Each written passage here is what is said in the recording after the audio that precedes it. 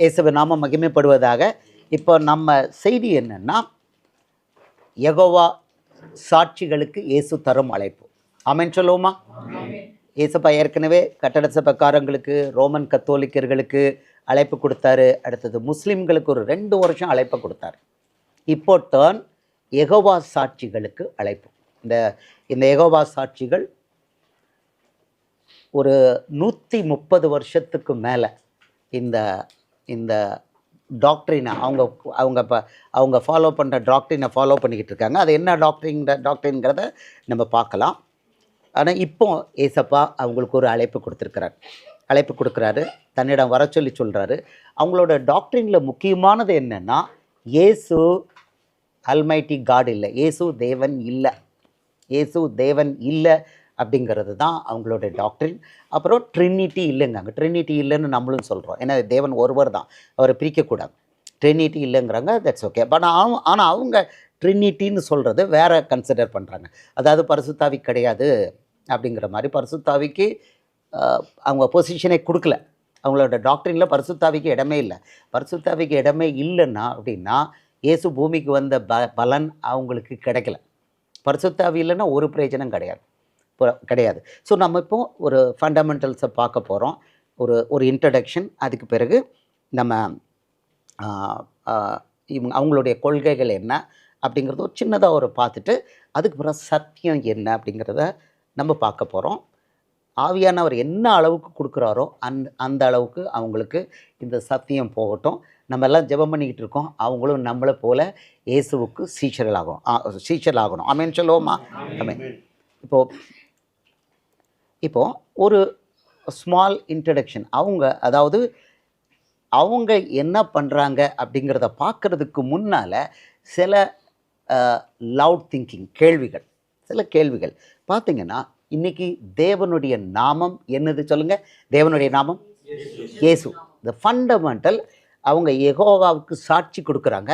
யெகோவாங்கிற தேவனுடைய நாமம் இப்போ இருக்கா இல்லையா? சொல்லுங்கள், இப்போ இருக்கா இல்லையா?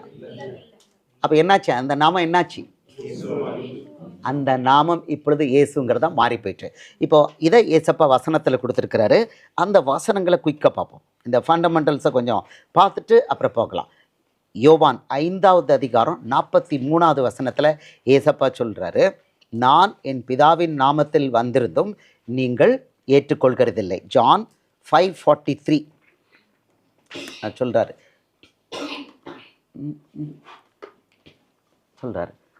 நான் என் பிதாவின் நாமத்தில் வந்திருந்தும் நீங்கள் என்னை ஏற்றுக்கொள்ளவில்லை. வேறொருவன் தன் சுய நாமத்திலே வந்தால் அவனை ஏற்றுக்கொள்வீர்கள். இங்கே அவர் தெளிவாக சொல்கிறாரு. என்ன சொல்கிறாரு? நான் என் பிதாவின் நாமத்தில் வந்திருந்தேங்கிறார். நான் என் பிதாவின் நாமத்தில் வந்திருந்தும் நீங்கள் என்னை ஏற்றுக்கலை. அப்போ இயேசுவுடைய நாமம் என்னது?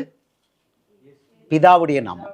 பிதாவுடைய நாமமும் இயேசுவுடைய நாமமும் ஒன்று தான். அடுத்தது, இயேசுவுக்கு நாமம் நமக்கு என்ன தெரியும்? மத்தேயு 1வது அதிகாரம் 21வது வசனத்தில் தேவதூதன் என்ன சொல்கிறான்? இயேசு என்று பெயரிடுவாய், அவள் ஒரு குமாரனை பெறுவாள், அவருக்கு இயேசு என்று பெயரிடுவாயாக, ஏனெனில் அவர் தமது ஜனங்களின் பாவங்களை நீக்கி அவர்களை ரட்சிப்பார் என்றார். அப்போது இயேசுவுக்கு பேர், குமாரனுக்கு பேர் என்னது? இயேசு.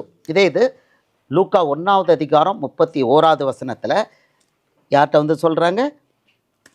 மரியாள்கிட்ட, கன்னி மரியாள்கிட்ட அதே தேவதூதன் சொல்கிறான், இதோ நீ கர்ப்பவதியாகி ஒரு குமாரனை பெறுவாய், அவருக்கு இயேசு என்று பெயரிடுவாயாக. அப்போது குமாரனுடைய நாமம் என்னது? குமாரனுடைய நாமம் இயேசு. ஆமாம், இயேசு. பிதாவுடைய நாமம் இயேசு. அடுத்தது யோவான் 14:26 நமக்கு வெளிப்படுத்தப்பட்டிருக்கு, பரிசுத்த ஆவியானவருடைய நாமமும் இயேசு. என் நாமத்தினாலே பிதா அனுப்பப் போகிற பரிசுத்த ஆவியாகிய தேற்றரவாளனே எல்லாவற்றையும் உங்களுக்கு போதித்து நான் உங்களுக்கு சொன்ன எல்லாவற்றையும் உங்களுக்கு நினைப்பூட்டுவார். இங்கே என்ன சொல்கிறாரு? என் நாமத்தினாலே பிதா அனுப்பப் போகிற பரிசுத்த ஆவியாகிய தேற்றரவாளனே. அப்போது இயேசுவின் நாமத்தில் தான் யார் வாரா? பிதா வந்திருக்கிறது. யார்? பரிசுத்தாவி யார் நாமத்தில் வந்திருக்கா? இயேசுவின் நாமத்தில் வந்திருக்காரு. அப்போ நமக்கு இங்கே என்ன கிடைக்குது? 3 நாமம் என்னது? பிதாவுடைய நாமம் இயேசு, குமாரனுடைய நாமம் இயேசு, பரிசுத்தாவியுடைய நாமம் இயேசு. ஸோ 3 நாமங்கள், அதாவது 3 பேருடைய நாமம் இயேசு. அப்போ பைபிளில் இப்போ தேவனுடைய நாமம் என்னது? இயேசு மட்டும்தான். அல்மைட்டி காட், அல்மைட்டி காட் அப்படின்னா அவருடைய நாமம் என்னது? இன்றைக்கி இயேசு தான். ஒரே ஒரு நாமம் தான் இப்போ இருக்குது. பழைய ஏற்பாட்டில் பல நாமங்கள் இருந்திருக்கு. அவருக்கு பல நாமங்கள் இருக்குது. இந்த டீச்சிங்கில் வரும்போதே அதெல்லாம் பார்க்க போகிறோம். ஆனால் இப்போ வந்து வெரி ஸ்பெசிஃபிக், நம்ம வசனம் கையில் இருக்கிற பைபிளில் இட் இஸ் வெரி ஸ்பெசிஃபிக். தேவனுக்கு ஒரே ஒரு நாமந்தான். தேவனுக்கு ஒரே ஒரு நாமந்தான். பிதாவுக்கும் குமாரனுக்கும் பரிசுத்தாவிக்கும் ஒரே நாமம் தான் தரப்பட்டுள்ளது, இயேசு. அப்படின்னா என்னன்னா 3 பேரும் ஒருவர் தான். 3 பேரும் ஒருவர் தான். ரொம்ப சிம்பிளாக 1 யோவான் 5வது அதிகாரம் 7வது வசனத்தில் நமக்கு இவரை வச்சு யோவானை வச்சு அவர் நமக்கு கொடுத்துருக்கிறாரு, 3 பேரும் ஒன்று தான் அப்படின்னு. பரலோகத்தில் சாட்சியிடுகிறவர்கள் 3, பிதா, வார்த்தை, பரிசுத்தாவி என்பவர்களே இம்மூவரும் ஒன்றாயிருக்கிறார்கள்.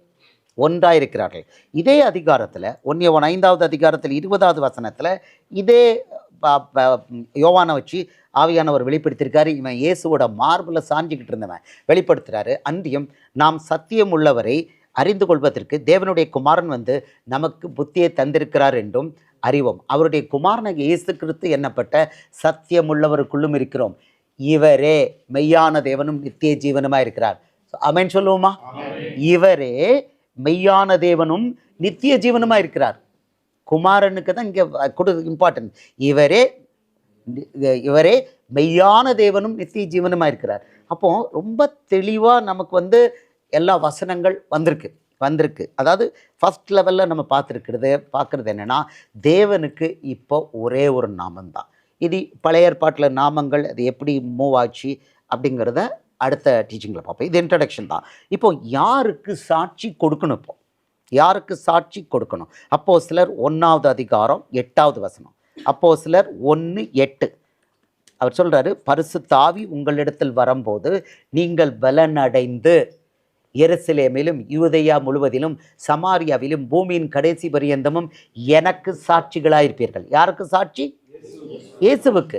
ஆமாம். அப்போ பரிசுத்தாவி இருந்ததுன்னா ஒருத்தன் யாருக்கு சாட்சி கொடுப்பான்? இயேசுவுக்கு மட்டும்தான் சாட்சி கொடுப்பான். இன்னும் வசனங்கள் இருக்குது.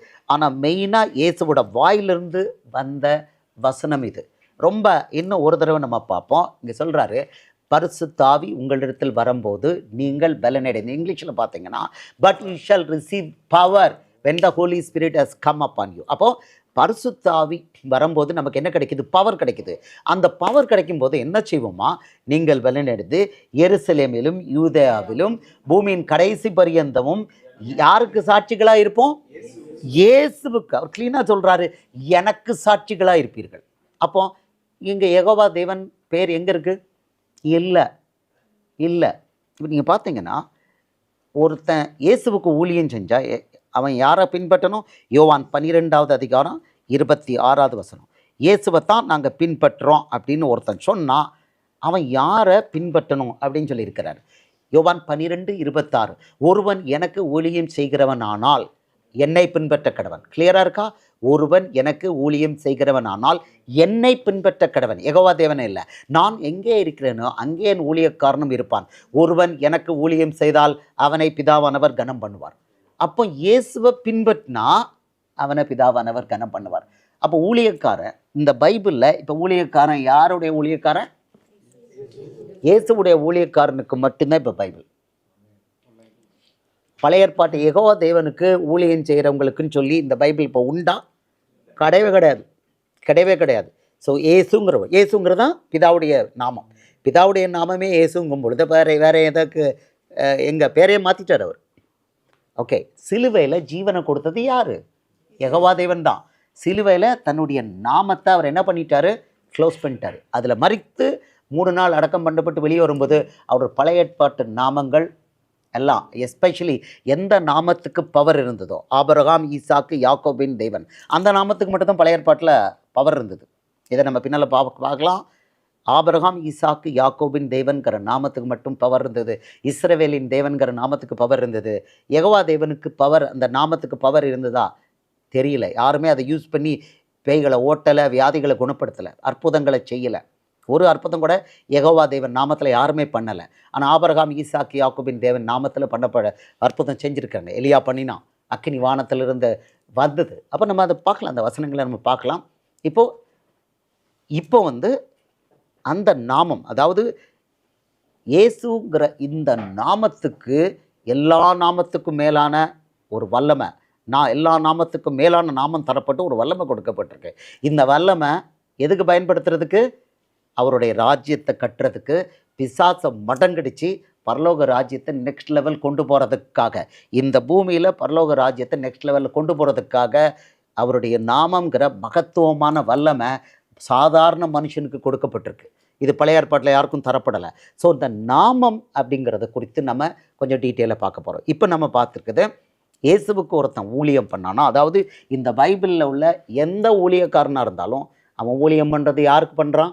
இயேசுவுக்கு மாத்திரம்தான் பண்ண முடியும். வேறு எந்த தேவனுக்கும் வேறு எந்த நாமத்துக்கும் ஊழியம் பண்ண முடியாது. அப்போ இயேசுவுக்கு மட்டும்தான் ஒருத்தன் சாட்சி கொடுக்க முடியுமே தவிர வேறு எந்த நாமத்துக்கும் சாட்சி கொடுக்க இங்கே இடம் இல்லை. வசனம் அப்படித்தான் சொல்லுது. இப்போது அடுத்தது நீங்கள் அவர் என்ன சொல்லியிருக்கிறாரு? போய் புறப்பட்டு போங்க, சுவிசேஷம் சொல்லுங்கன்னு இருக்கிறார். இப்போ ஒன்றுலையும் பார்த்தீங்கன்னா யெகோவா சாட்சிகள் மீறுதாங்க. இந்த ஃபண்டமெண்டல் சொல்லிட்டு அதுக்கு போகிறோம். இது இன்ட்ரடக்ஷனில் சொல்கிறோம். இப்போது மார்க்கு 16:15 அவர் சொல்கிறாரு, நீங்கள் உலகம் எங்கும் போய் சர்வ சிருஷ்டிக்கும் எதை பிரசங்கம் பண்ணுங்க? சுவிசேஷத்தை பிரசங்கம் பண்ணுங்கள். பின்பு அவர் அவர்களை நோக்கி, நீங்கள் உலகம் எங்கும் போய் சர்வ சிருஷ்டிக்கும் சுவிசேஷத்தை பிரசங்கியுங்கள். இந்த சுவிசேஷம் யெகோவா தேவன் கொடுத்துருக்காராம். இந்த சுவிசேஷம் பழைய ஏற்பாட்டில் இருக்கா? ராஜ்யத்தின் உபதேசம் இதுக்கு பேர். இது பழைய ஏற்பாட்டில் இருக்கா? இப்போது யெகோவா விட்னஸ்காரங்க நாங்கள் கிறிஸ்தவர்கள்னு அவங்களுடைய டாக்டரின்லேயும் க்ளீனாக சொல்லியிருக்காங்க. அதை ஒரு செகண்ட் பார்க்கலாம் அப்புறமா. நெக்ஸ்ட்டு அதுதான் பார்க்க போகிறோம். நாங்கள் கிறிஸ்தவர்கள் அப்படிங்கிறாங்க. கிறிஸ்தவர்கள் அப்படின்னா இந்த வசனத்துக்கு தான் கீழ்ப்படியணும். அவர் சொல்கிறாரு, நீங்கள் உலகமெங்கு போய் சர்வ சிருஷ்டிக்கும் சுவிசேஷத்தை பிரசங்கிங்கள். ஃபஸ்ட்டு பிரசங்கம் பண்ணுறதுங்கிறது இஸ்ரவேலர் தவிர மற்றவங்களுக்கு இஸ்ரவேலர் பிரசங்கம் பண்ணுறதுக்கு ஒன்றுமே கிடையாது. சர்வ சிருஷ்டிக்கும் உலகமெங்கும் இந்த கான்செப்டே எதில் கிடையாது? யெகோவா தேவன் அப்படிங்கிற அந்த பீரியடில் பழைய ஏற்பாட்டில் கிடையாது. புதிய ஏற்பாட்டில் யெகோவா தேவன் எங்கேயாவது இருக்கிறாரா? வசனத்தில் கிடையாது. யெகோவாங்கிற பேர் புதிய ஏற்பாட்டில் எங்கேயாவது இருக்கா? இதுலேருந்து மத்தேயிலேருந்து வெளிப்படுத்தின விசேஷம் வரைக்கும் இருக்கா? இல்லை. யெகோவாங்கிற நாமமே கிடையாது. அப்போ இந்த உலகம் எங்கும் போய் சர்வ சிருஷ்டிக்கும் சுவிசேஷம் யார் கொடுத்தது? இயேசுவுடைய காஸ்பல்னாலே இயேசு கொடுத்துருக்கிற ராஜ்யத்தின் உபதேசம். இதை தான் பிரசங்கம் பண்ண சொல்லியிருக்கிறார். இப்போ இதை பிரசங்கம் பண்ணுறவன் போயிட்டு யெகோவா தேவனை போய் பிரசங்கம் பண்ணுறதுக்கு வழி இருக்கா அப்படின்னா இல்லை. மத்தேயு இப்போ அடுத்து பார்ப்போம். அவர் மத்தேயு 28, 18, 19, 20 இதெல்லாமே மீறுது. இதெல்லாமே மத்தேயு 28, 18லேருந்தே பார்க்கலாம். சொல்கிறாரு இங்கே மத்தேயு 28, 18, 19, 20.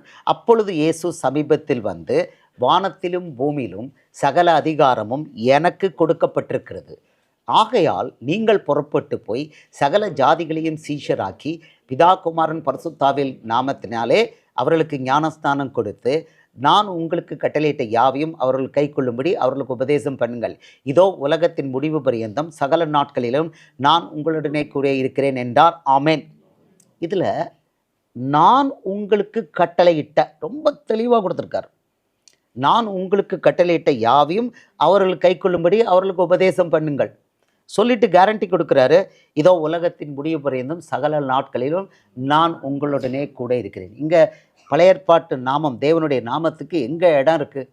இல்லை. அப்போ இதெல்லாமே யெகோவா சாட்சிகள் விஷயத்தில் வயலேட் ஆகுதுங்கிறத இப்போ ஃபஸ்ட்டு நம்ம இன்ட்ரடக்ஷனில் ஹைலைட் பண்ணிக்கிறோம். ஆமேன் சொல்லுவோமா?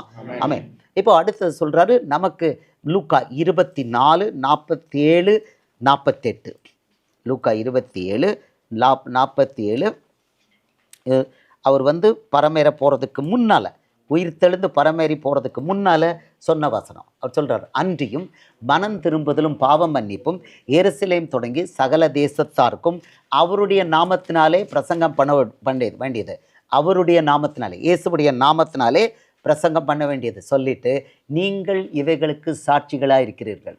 நீங்கள் இவைகளுக்கு சாட்சிகளாக இருக்கு. எவைகளுக்கு? இயேசுவுக்கு சாட்சி. மனந்திரும்பலும் பாவ மன்னிப்புக்கு இயேசுவை பற்றி சகல தேசத்தாருக்கும் அவருடைய நாமத்தில் பிரசங்கம் பண்ணணும். இதுக்கு நீங்கள் சாட்சிகள்.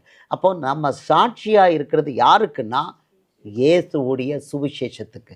நம்ம பிரசங்கம் பண்ண வேண்டியது மனம் திரும்புதலும் பாவ மன்னிப்பும் சகல தேசத்தாருக்கும். பழைய ஏற்பாட்டில் சகல தேசத்தாருங்கிறது உண்டா? கிடையவே கிடையாது. அந்த கான்செப்டே கிடையாது.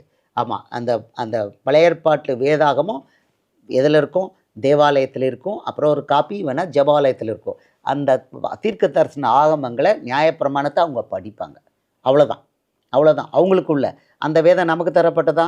நமக்கு தரப்படலை. இந்த முழு வேதமும் பழைய ஏற்பாட்டில் உள்ளது புறஜாதிகளாகி நமக்கு தரப்படலை. அப்போ புறஜாதிகளாகிய நமக்கு தரப்படாத ஒரு வேதத்தை, நமக்கு தரப்படாத ஒரு தேவனை போய் சாட்சியாக பிரசங்கம் பண்ணணும்னா அப்போ அது என்னது அப்படின்னா அவ்வளோ அது ஒரு பெரிய தாறுமாறு அங்கே ஆயிருக்கு. அதை இப்போ நம்ம ரெக்கார்ட் பண்ணுறோம். இது இன்ட்ரடக்ஷன் தான். அடுத்தது உங்களுக்கு ரோமர் 6வது அதிகாரம் 63வது வசனத்தில் அவர் சொல்கிறாரு, ஏன் வசனம் ஆவியும் ஜீவனுங்கிறார். இதெல்லாம் இனிஷியேட் பண்ணுறோம். இந்த டிபேட்டுக்கு, இந்த டிஸ்கஷனுக்கு நம்ம இனிஷியேட் பண்ணுறோம். யோவான் 6:63 ஆவியே உயிர்ப்பிக்கிறது, மாம்சமானது ஒன்றுக்கும் உதவாது. நான் உங்களுக்கு சொல்கிற வசனங்கள் ஆவியாயும் ஜீவனாயும் இருக்கிறது. சொல்கிறாரு, it is the spirit who gives life. ஆவியே உயிர்ப்பிக்கிறது, மாம்சமானது ஒன்றுக்கு உதவாதுன்னு சொல்கிறார். அது என்ன மாம்சம்? மாம்சமானது ஒன்றுக்கு உதவாது. ரோமர் 8வது அதிகாரம் 3வது வசனத்தில் மாம்சத்துக்கு அவர் சொல்கிறார். ரோமர் 8:3 ரோமன்ஸ் 8:3 நியாயப்பிரமாணத்துக்கு இன்னொரு பேர் மாம்சம். பழைய ஏற்பாட்டுக்கே இன்னொரு பேர் மாம்சம்தான். அது எப்படி எனில், மாம்சத்தினாலே பலவீனமாக இருந்த நியாயப்பிரமாணம் செய்யக்கூடாததை தேவனே செய்யும்படிக்கு தம்முடைய குமாரனை பாவ மாம்சத்தின் சாயலாகவும் பாவத்தை போக்கும் பலியாகவும் அனுப்பி மாம்சத்திலே பாவத்தை ஆக்கணைக்குள்ளாக தீர்த்தார். ஸோ பழைய ஏற்பாடு அல்லது நியாயப்பிரமாணத்துக்கு இன்னொரு பேர் என்ன? மாம்சம். இந்த மாம்சத்தில் சொல்லிட்டாரு, இந்த பழைய ஏற்பாடுங்கிற மாம்சத்தை நம்ம ஃபாலோ பண்ணினோம்னா 6வது வசனத்தில் சொல்கிறாரு, மாம்ச சிந்தை மரணம்ட்டார். மாம்ச சிந்தை மரணம், ஆவியின் சிந்தையோ ஜீவனும் சமாதானம். நமக்கு தெரிஞ்சிருச்சு மாம்ச சிந்தைனா பழைய ஏற்பாடு, ஆவியின் சிந்தைனா இயேசு கொடுத்துருக்கிற புதிய உடன்படிக்கை. இப்போ நீங்கள் யோவான் 6:63 நீங்கள் இப்போ பார்த்தீங்கன்னா உங்களுக்கு புரியும். அவர் சொல்கிறாரு, ஆவியை உயிர்ப்பிக்கிறது அப்படின்னா இயேசுவோட வசனம் உயிர்ப்பிக்கிறது. மாம்சம்னா பழைய ஏற்பாடுங்கிற நியாயப்பிரமாணம், அதில் உள்ள எல்லாமே ஒன்றுக்கும் உதவாதுன்னு சொல்லிட்டு, நான் உங்களுக்கு சொல்கிற வசனங்கள் ஆவியாயும் ஜீவனாயும் இருக்கிறது. அதாவது கிளியராக சொல்கிறாரு நான் அப்படிங்கிறார். நான் உங்களுக்கு சொல்கிற வசனங்கள் ஆவியாயும் ஜீவனுமாக இருக்கிறது. அது என்ன பண்ணுமா? உயிர்ப்பிக்குமா? அதில் ஜீவன் இருக்கான். அது இல்லைன்னா உயிரும் கிடையாது, ஜீவனுங்கிறாரு. ஜீவனும் இல்லைங்கிறார். நான் ஸ்பெசிஃபிக்காக சொல்லிட்டாரு. எங்கேருந்து? பழைய ஏற்பாட்டு தேவனுடைய நாமம். ரொம்ப ரொம்ப பவர்ஃபுல்லான வசனங்கள். இப்போ ஜெகவா விட்னஸில் இதெல்லாம் வயலேட் ஆகுது. அவங்க பரிசுத்தாவி இல்லைன்னா பரிசுத்தாவின்னா தேவனுடைய ராஜ்யங்கிறதே அவங்களுக்கு தெரியல. அதை டாக்டரினை பின்னால் பார்க்க போகிறோம். ஸோ பரிசுத்தாவி இல்லாமல் அவங்க செயல்படுறதுனால வசனம் சொல்கிறபடி பார்த்தா மாம்ச சிந்தையில் செயல்படுறாங்க அப்படின்னா அது வேஸ்ட்டு. மாம்ச சிந்தை மரணம் அப்படின்னு இருக்கிறது. இப்போ அடுத்தது பார்ப்போம். ஏசப்பா அடுத்தது கொடுத்துருக்காரு. யோவான் 14:6 இதெல்லாம் க்ரூஷியல். அதை இனிஷியேட் பண்ணுற டிபேட்டுக்கு இனிஷியேட் பண்ணுறதுக்கு முக்கியமான வசனங்கள். இது எல்லாமே மீறுது. யெகோவா சாட்சியில் எல்லாமே மீறுது. அதற்கு இயேசு, நானே வழியும் சத்தியமும் ஜீவனுமாக இருக்கிறேன், என்னாலே அல்லாமல் ஒருவனும் பிதாவினிடத்தில் வரான். இப்போ அவங்க சொல்கிற டாக்டரினில் இயேசு பிதாவாகிய தேவன் அல்மைட்டி இல்லை. ஏன்னா இயேசுவே சொல்லியிருக்கிறாரு, என்னை அனுப்பின பிதா என்னிலும் பெரியவராக இருக்கிறார். அதுக்கு 2 வசனத்தை சொல்லியிருக்காங்க. நம்ம அதை டிஸ்பியூட்டே பண்ணல. இயேசு பிதா தான் பெரியவர், நம்ம டிஸ்பியூட்டே பண்ணல. ஆனால் பிதா என்ன சொல்லியிருக்கிறாரு? பிதாவுடைய சித்தம் என்ன? டைரெக்டாக அவரை ரீச் பண்ண முடியுமா அப்படின்னா இயேசு அதை சொல்லியிருக்கிறாரு, என்னாலே அல்லாமல் ஒருவனும் பிதாவின் இடத்தில் வரான். Nobody can reach father accept through me. அது சொல்லிட்டார், நானே வழியும் சத்தியமும் ஜீவனுமாக இருக்கிறேன். இப்போ இதில் நீங்கள் 6வது வசனத்தை பார்த்துருக்கீங்க. ஜஸ்ட் இது 1வது வசனத்துலேருந்து குயிக்காக ரீடிங் பண்ணுவோம். ஏன்னா யெகோவா விட்னஸ்காரங்க என்ன அளவுக்கு இதில் தடம் புரண்டிருக்காங்க அப்படிங்கிறத அந்த 1வது வசனத்திலேருந்து பார்க்கும்போது நல்லா தெரியும். யோவான் 14:1 உங்கள் இருதயம் கலங்காதிருப்பதாக தேவனிடத்தில் விசுவாசமாயிருங்கள், என்னிடத்திலும் விசுவாசமாயிருங்கள். ஈக்குவேட் பண்ணுறாரு, தன்னை தேவனுக்கு இணையாக சொல்கிறாரு. என் பிதாவின் வீட்டில் அநேக வாசஸ்தலங்கள் உண்டு, அப்படி இல்லாதிருந்தால் நான் உங்களுக்கு சொல்லியிருப்பேன். ஒரு ஸ்தலத்தை உங்களுக்காக ஆயத்தம் பண்ண போகிறேன். யார் ஆயத்தம் பண்ண முடியும்? தேவனை தவிர. 3 நான் போய் உங்களுக்காக ஸ்தலத்தை ஆயத்தம் பண்ணின பின்பு நான் இருக்கிற இடத்திலே நீங்களும் இருக்கும்படி நான் மறுபடியும் வந்து உங்களை என்னிடத்தில் சேர்த்து கொள்வேன். தேவனை தவிர யார் இது சொல்ல முடியும்? தேவனுடைய வல்லமை பெற்றவரை தவிர யார் இது சொல்ல முடியும்? இப்போ இவர் எங்கே இருக்கிறார்? ஏசப்பா எங்கே இருக்கிறாரு? பிதாவுடைய சிங்காசனத்தில் உட்கார்ந்துருக்கிறார். ஜெயங்கொண்டு நான் ஜெயங்கொண்டு என் பிதாவின் சிங்காசனத்திலே உட்கார்ந்தது போல ஜெயங்கொள்கிறவன் எவனோ. ரெவலேஷன் 3வது அதிகாரம் 20வது வசனம் அவர் சொல்கிறாரு. நான் ஜெயங்கொண்டு சொல்கிறாரு. என் பிகோல்ட் ஐ ஸ்டாண்ட் டோர் எங்கே இருக்கு 18 நான் ஜெயங்கொண்டு 21 நான் ஜெயங்கொண்டு என் பிதாவினுடைய சிங்காசனத்திலே அவரோட கூட உட்கார்ந்தது போல ஜெயங்கொள்கிறவன் எவனோ அவனும் என்னுடைய சிங்காசனத்தில் என்னோட கூட உட்காரும்படி அருள் செய்வேன். அப்போ சிங்காசனத்தில் உட்கார்ந்துருக்கிறது யார்? இயேசு பிதாவோட உட்கார்ந்துருக்கார். மார்க்கு 16வது அதிகாரம் கடைசி வசனம். அவர் என்ன பண்ணார்? இங்கேருந்து போனார், பரலோகத்துக்கு ஏறி போனார். போயிட்டு எங்கே போனார்? பிதாவுடைய சிங்காசனத்தில் 16 மார்க்கு 16:19 இவ்விதமாய் கர்த்தர் அவர்களுடனே பேசின பின்பு பரலோகத்துக்கு எடுத்துக்கொள்ளப்பட்டு தேவனுடைய வலது பாரசத்தில் உட்கார்ந்தார். ஆமென் சொல்லுவோமா? அவர் சொன்னாருன்னா இது முதல் நீங்கள் மனுஷகுமாரன் பரலோகத்திலேருந்து வர்றதை பார்ப்பீங்க, சிங்காசனத்தில் உட்கார்ந்துருக்கதையும் வலது பாரசத்தில் உட்கார்ந்துருப்பதையும் பார்ப்பீங்கன்னு சொல்லிட்டாரு. இங்கே அவர் அங்கே போயிட்டார், பரமேறி போய் எங்கே உட்கார்ந்தார்? தேவருடைய வலது பாரசத்தில் உட்கார்ந்தார். இப்போ சிங்காசனத்தில் உட்கார்ந்துருக்கிறவர் இவர். அவர் சொல்கிறாரு, நான் உங்களுக்கு ஒரு இடத்த என்ன பண்ண போகிறேன்? ஆயத்தம் பண்ண போகிறேன். மறுபடியும் வந்து உங்களை என்னிடத்தில் சேர்த்துக்கொள்வேன். அங்கே தான் பரலோகத்தில் தான் இருக்கிறார், சிங்காசனத்தில் ரூல் பண்ணிக்கிட்டு இருக்காரு. இப்போ சொல்கிறார், நான் போகிற இடத்தை அறிந்திருக்கிறீர்கள், வழியும் அறிந்திருக்கிறீர்கள் என்றார். இப்போ தான் கேள்வி கேட்குறான் தோமா அவரை நோக்கி, ஆண்டவரே நீர் போகிற இடத்தை அறியோமே, வழியை நாங்கள் எப்படி அறிவோம் என்றார். கேள்வி கேட்குறான், எப்படியா எங்களுக்கு தெரியும்? நீங்கள் சொல்கிறீங்க உங்களுக்கு நான் போகிற இடம் உங்களுக்கு தெரியும், வழியும் உங்களுக்கு தெரியும்னு சொல்கிறீங்க, எப்படி எங்களுக்கு ஒன்றும் தெரியலையா அப்படின்னு தோமா கேட்குறோம். பரவாயில்ல, ஒவ்வொருத்தருக்கு கேள்வி கேட்கறதுக்கு அனுமதி கொடுத்துருக்காரு. ஆமாம், உடனே தான் சொல்கிறாரு, அதற்கு இயேசு, நானே வழியும் சத்தியமும் ஜீவனுமாயிருக்கிறேன், என்னால் இல்லாமல் ஒருவனும் பிதாவின் இடத்தில் வரான். இப்போ பிதாவுடைய சித்தம் இதுதான். பிதாவுடைய சித்தம் என்னது? வழி. மனுஷனுக்கு வழி, பரலோகம் போகிற வழி இயேசு தான். சத்தியம்னா இயேசு தான் சத்தியம். சத்தியம் என்ன பண்ணும்? விடுதலை பண்ணும். சத்தியம் யோவான் 8:31-32 இழந்து போகிறது என்ன? நீங்கள் இயேசுக்குள்ள உள்ள அந்த மரியாதையை கொடுக்கல, சத்தியத்துக்குள்ள மரியாதையை கொடுக்கலன்னா எல்லாம் போச்சு. சொல்கிறாரு, இயேசு தம்மை விசுவாசித்த யூதர்களை நோக்கி, நீங்கள் என் உபதேசத்தில் நிலைத்திருந்தால் மெய்யாகவே சீஷர் ஆயிருப்பீர்கள், சத்தியத்தை அறிவீர்கள், சத்தியம் உங்களை விடுதலையாக்கும் என்றார். இயேசுவோட வசனம்தான் சத்தியம், இயேசு தான் சத்தியம், இயேசுவோட வசனம் தான் சத்தியம் அப்படின்னு சொல்லிட்டாரு. அப்போது இதில் இழந்து போகிறாங்க. பிதாவுடைய சித்தம் என்ன? இயேசு வழியாக தான் ஒருத்தன் பிதாவிடத்தை ரீச் ஆக முடியும். பிதா பவர்ஃபுல், ஆல் பவர்ஃபுல். அவங்க சொல்கிறாங்க, நம்ம டிஸ்பியூட்டே பண்ணல, பிதா தான் பெரியவர், நம்ம டிஸ்பியூட்டே பண்ணலை. இயேசுவே பிதாக்கிட்ட தான் ப்ரே பண்ணார், நம்ம டிஸ்பியூட்டே பண்ணலை. ஆனால் பிதாவுடன் எப்படி ரீச் ஆகணும்னு அவரே கொடுத்துருக்காரு. அவரே சொல்லியிருக்கார். என்ன சொல்கிறார்? இவருக்கு செவி கொடுங்கள். மத்தேயு 17 அந்த வசனங்களை பார்க்க போகிறோம். இவருக்கு செவி கொடுங்கள். அவரே சொன்ன பிறகு, சாமி நாங்கள் எங்கள் இஷ்டத்துக்கு போவோம் அப்படின்னு யெகோவா சாட்சிகள் போய்கிட்டு இருக்காங்க, தடம் புரண்டு போய்கிட்டு இருக்கிறாங்க. ஸோ இதை இன்னும் வரும்போது அந்த வசனங்களை நம்ம பார்க்க போகிறோம். அடுத்தது யோவான் 14வது அதிகாரத்தில் இன்னும் அழகாக சொல்லியிருக்கிறாரு. அவர் 14 அந்த வசனங்களை குயிக்காக பார்ப்போம். 14வது அதிகாரம் 15லேருந்து நம்ம பார்க்க போகிறோம். யோவான் 14வது அதிகாரம். இதெல்லாம் அவருடைய கட்டளைகள், தேவனுடைய கட்டளைகள். யோவான் 14:15 நீங்கள் என்னிடத்தில் அன்பாக இருந்தால் என் கற்பனைகளை கைக்கொள்ளுங்கள். யாருடைய கற்பனை? இயேசுவோட. இப்போ இதை ப்ரொசீட் பண்ணுறதுக்கு முன்னால் என் கற்பனைகள்னு சொல்லியிருக்கார். அப்போ இவர் கற்பனைகளை கொடுத்துருக்கார். இவர் கற்பனைகளை கொடுத்துருக்கார். இவர் பழைய ஏற்பாட்டு கற்பனைகளை பற்றி பேசலை. இயேசு பழைய ஏற்பாட்டு கற்பனைகளை பேசலை, என் கற்பனைகள்னு இருக்கார். இயேசுவோட கற்பனைகள் எங்கே இருக்குது? மத்தேயு 5வது அதிகாரம் 1 16 வசனத்தில் 10 கற்பனைகள் இருக்குது. சொல்லிட்டு அதில் சொல்கிறாரு, மத்தேயு 5:19 சொல்கிறாரு, இந்த கற்பனைகளில் சொல்கிறாரு, இந்த கற்பனைகள் பேசுகிறார். ஆகையால் இந்த கற்பனைகளை எல்லாவற்றிலும் சிறிதானதொன்றை அகிலி மீறி அவ்விதமாய் மனுஷருக்கு போதிக்கிறவன் பரலோக ராஜ்யத்தில் எல்லாரிலும் சிறியவன் எனப்படுவான். இவைகளை கை கொண்டு போதிக்கிறவனோ பரலோக ராஜ்யத்தில் பெரியவன் எனப்படுவான். இந்த கற்பனைகள் எந்த கற்பனைகள்? மத்தேயு 5:1-16 10 கற்பனைகள் அதில் இருக்குது.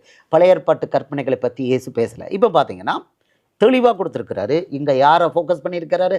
நீங்கள் என்னிடத்தில் அன்பாக இருந்தால் என் கற்பனைகளை கைக்கொள்ளுங்கள். இப்போ புதிய உடன்படிக்கையில் 2 பிரதான கற்பனைகளை இயேசு சொல்லியிருக்காரு. என்ன கற்பனைகள்? மத்தேயு 22:37-40 அவர் சொல்கிறாரு, உன் தேவனாகிய கர்த்தரிடத்தில் உன் முழு இருதயத்தோடு, உன் முழு ஆத்மாவோடு, உன் முழு பலத்தோடு அன்பு கூர்வாயாக. மறுபடியும் பார்ப்போம். மத்தேயு 22:37 இயேசு அவனை நோக்கி, உன் தேவனாகிய கர்த்தரிடத்தில் உன் முழு இருதயத்தோடும், உன் முழு ஆத்மாவோடும், உன் முழு பலத்தோடு அன்பு கூர்வாயாக. இது முதலாம் பிரதான கற்பனை. ரைட்? இப்போ மத்தேயு மார்க்கு 12:30 பார்ப்போம். இது யாருக்கு பேசுகிறாருன்னா, நியாயப்பிரமாணத்தில் எது பிரதானமானுங்கிறார். மார்க்கு 12:30 4 மேட்டர் வருவாங்க. 4 மேட்டர் வரும் பாருங்கள். இது சொல்கிறாரு, உன் தேவனாகிய கர்த்தரிடத்தில் உன் முழு இருதயத்தோடும், உன் முழு ஆத்மாவோடும், உன் முழு மனதோடும், உன் முழு பலத்தோடும் அன்பு கூறுவாக என்பதே பிரதான கற்பனை. இது யாருக்கு சொல்லியிருக்கிறாரு? நியாயப்பிரமாணத்தில் எது பிரதான கற்பனை அன்றத ஓல்டு மோசஸ்லாம் கொடுத்துட்டு இப்போ நீங்கள் பார்த்தீங்கன்னா இங்கே வந்து சொல்கிறாரு, நீங்கள் என்னிடத்தில் அன்பாக இருந்தால் என் கற்பனைகளை கைக்கொள்ளுங்கள்.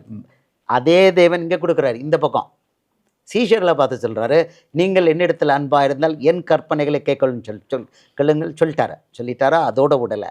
சொல்லிட்டு யார் தேவன் அப்படிங்கிறத அடுத்தது எக்ஸ்பிளைன் பண்ணுறார். Who is God?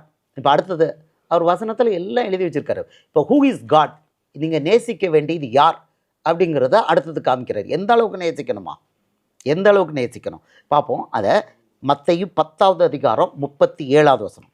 மத்தேயு 10:37 அவர் சொல்கிறாரு, தகப்பனையாவது தாயையாவது என்னிலும் அதிகமாக நேசிக்கிறவன் எனக்கு பாத்திரன் அல்ல, மகனையாவது மகளையாவது என்னிலும் அதிகமாக நேசிக்கிறவன் எனக்கு பாத்திரன் அல்ல. திருப்பி ஒரு தடவை படிப்போமா? தகப்பனையாவது தாயையாவது என்னிலும் அதிகமாக நேசிக்கிறவன் எனக்கு பாத்திரன் அல்ல, மகனையாவது மகளையாவது என்னிலும் அதிகமாக நேசிக்கிறவன் எனக்கு பாத்திரன் அல்ல. இதுலேருந்து என்ன தெரியுது? யார் தேவன்? யாரை நேசிக்கணும்? மனுஷன் இவரை தான் நேசிக்கணும். நீங்கள் என்னிடத்தில் அன்பாக இருந்தால் என் கற்பனைகளை கைக்கொள்ளுங்கள்ங்கிறாரு. இங்கே சொல்லிட்டாரு, அங்கே சொல்கிறாரு. மத்தேயு 12:37 மார்க்கு 12:30 சொல்கிறாரு, உன் தேவனாகிய கர்த்தரிடத்தில் உன் முழு இருதயத்தோடு, ஆத்மாவோட, பலனோடு, ஆவியோடு அன்பு கூற. இங்கே சொல்கிறாரு, அந்த தேவனாகிய கர்த்தர் நான் தாம்பா அப்படிங்கிறார். தகப்பன தாய் இல்லை, பிள்ளைகள் இல்லை அப்படிங்கிறார். என்னத்தான் அன்பு கூறணுங்கிறார். லூக்கா 14வது அதிகாரம் 26வது வசனத்தில் அவர் இன்னும் ஃபர்தராக ஆம்பிளிஃபை பண்ணுறாரு. மனைவியும் கொண்டு வந்துட்டார். லூக்கா 14:26 வெறுக்கணுன்னே சொல்லிட்டார். சீஷன் ஆகணும்னா லூக்கா 14:26 அடுத்த லெவல் போட்டார். யாதொருவன் என்னிடத்தில் வந்து தன் தகப்பனையும் தாயையும் மனைவியையும் பிள்ளைகளையும் சகோதரிகளையும் தன் ஜீவனையும் வெறுக்காவிட்டால் எனக்கு சீஷனாக இருக்க மாட்டான். இங்கே யாரை கொண்டு வந்துட்டார்? மனைவியும் கொண்டு வந்துட்டார். காம்ப்ரஹென்சிவாக கொண்டு வந்துட்டார். அப்போ யார் தேவன் அப்படிங்கிறத தெளிவாக கொண்டு வந்துட்டார். ஆமாம், இவர் தான் தேவன். நீங்கள் வந்து நானே தேவன், அவர் தான் அழகாக சொல்கிறாரு. பிதாவிடத்துலையும் தேவனிடத்தில் விசுவாசமாக இருங்க, என்னிடத்திலும் விசுவாசமாக இருங்க. ஈக்குவலாக சொல்கிறார்.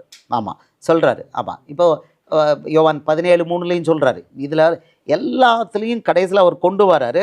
யோவான் 17:3 அவர் சொல்கிறாரு, ஒன்றான மெய்தேவனாகி உம்மையும் நீர் அனுப்பினவராகி இயேசு கிறிஸ்துவையும் அறிவதே நித்திய ஜீவன். ஆமாம், அதாவது அறிவது அப்படின்னா யோவான் 8:51 சொல்கிறாரு, அறிவதுன்னா பின்பற்றணும். ஆமாம், அறிவது அப்படிங்கிறது பின்பற்றுறது. ஆமாம், அறிவது. யோவான் 8 மன்னித்துக்கொள்ளுங்கள், 8:51 55 ஒரு தடவை செக் பண்ணிடுறேன். 55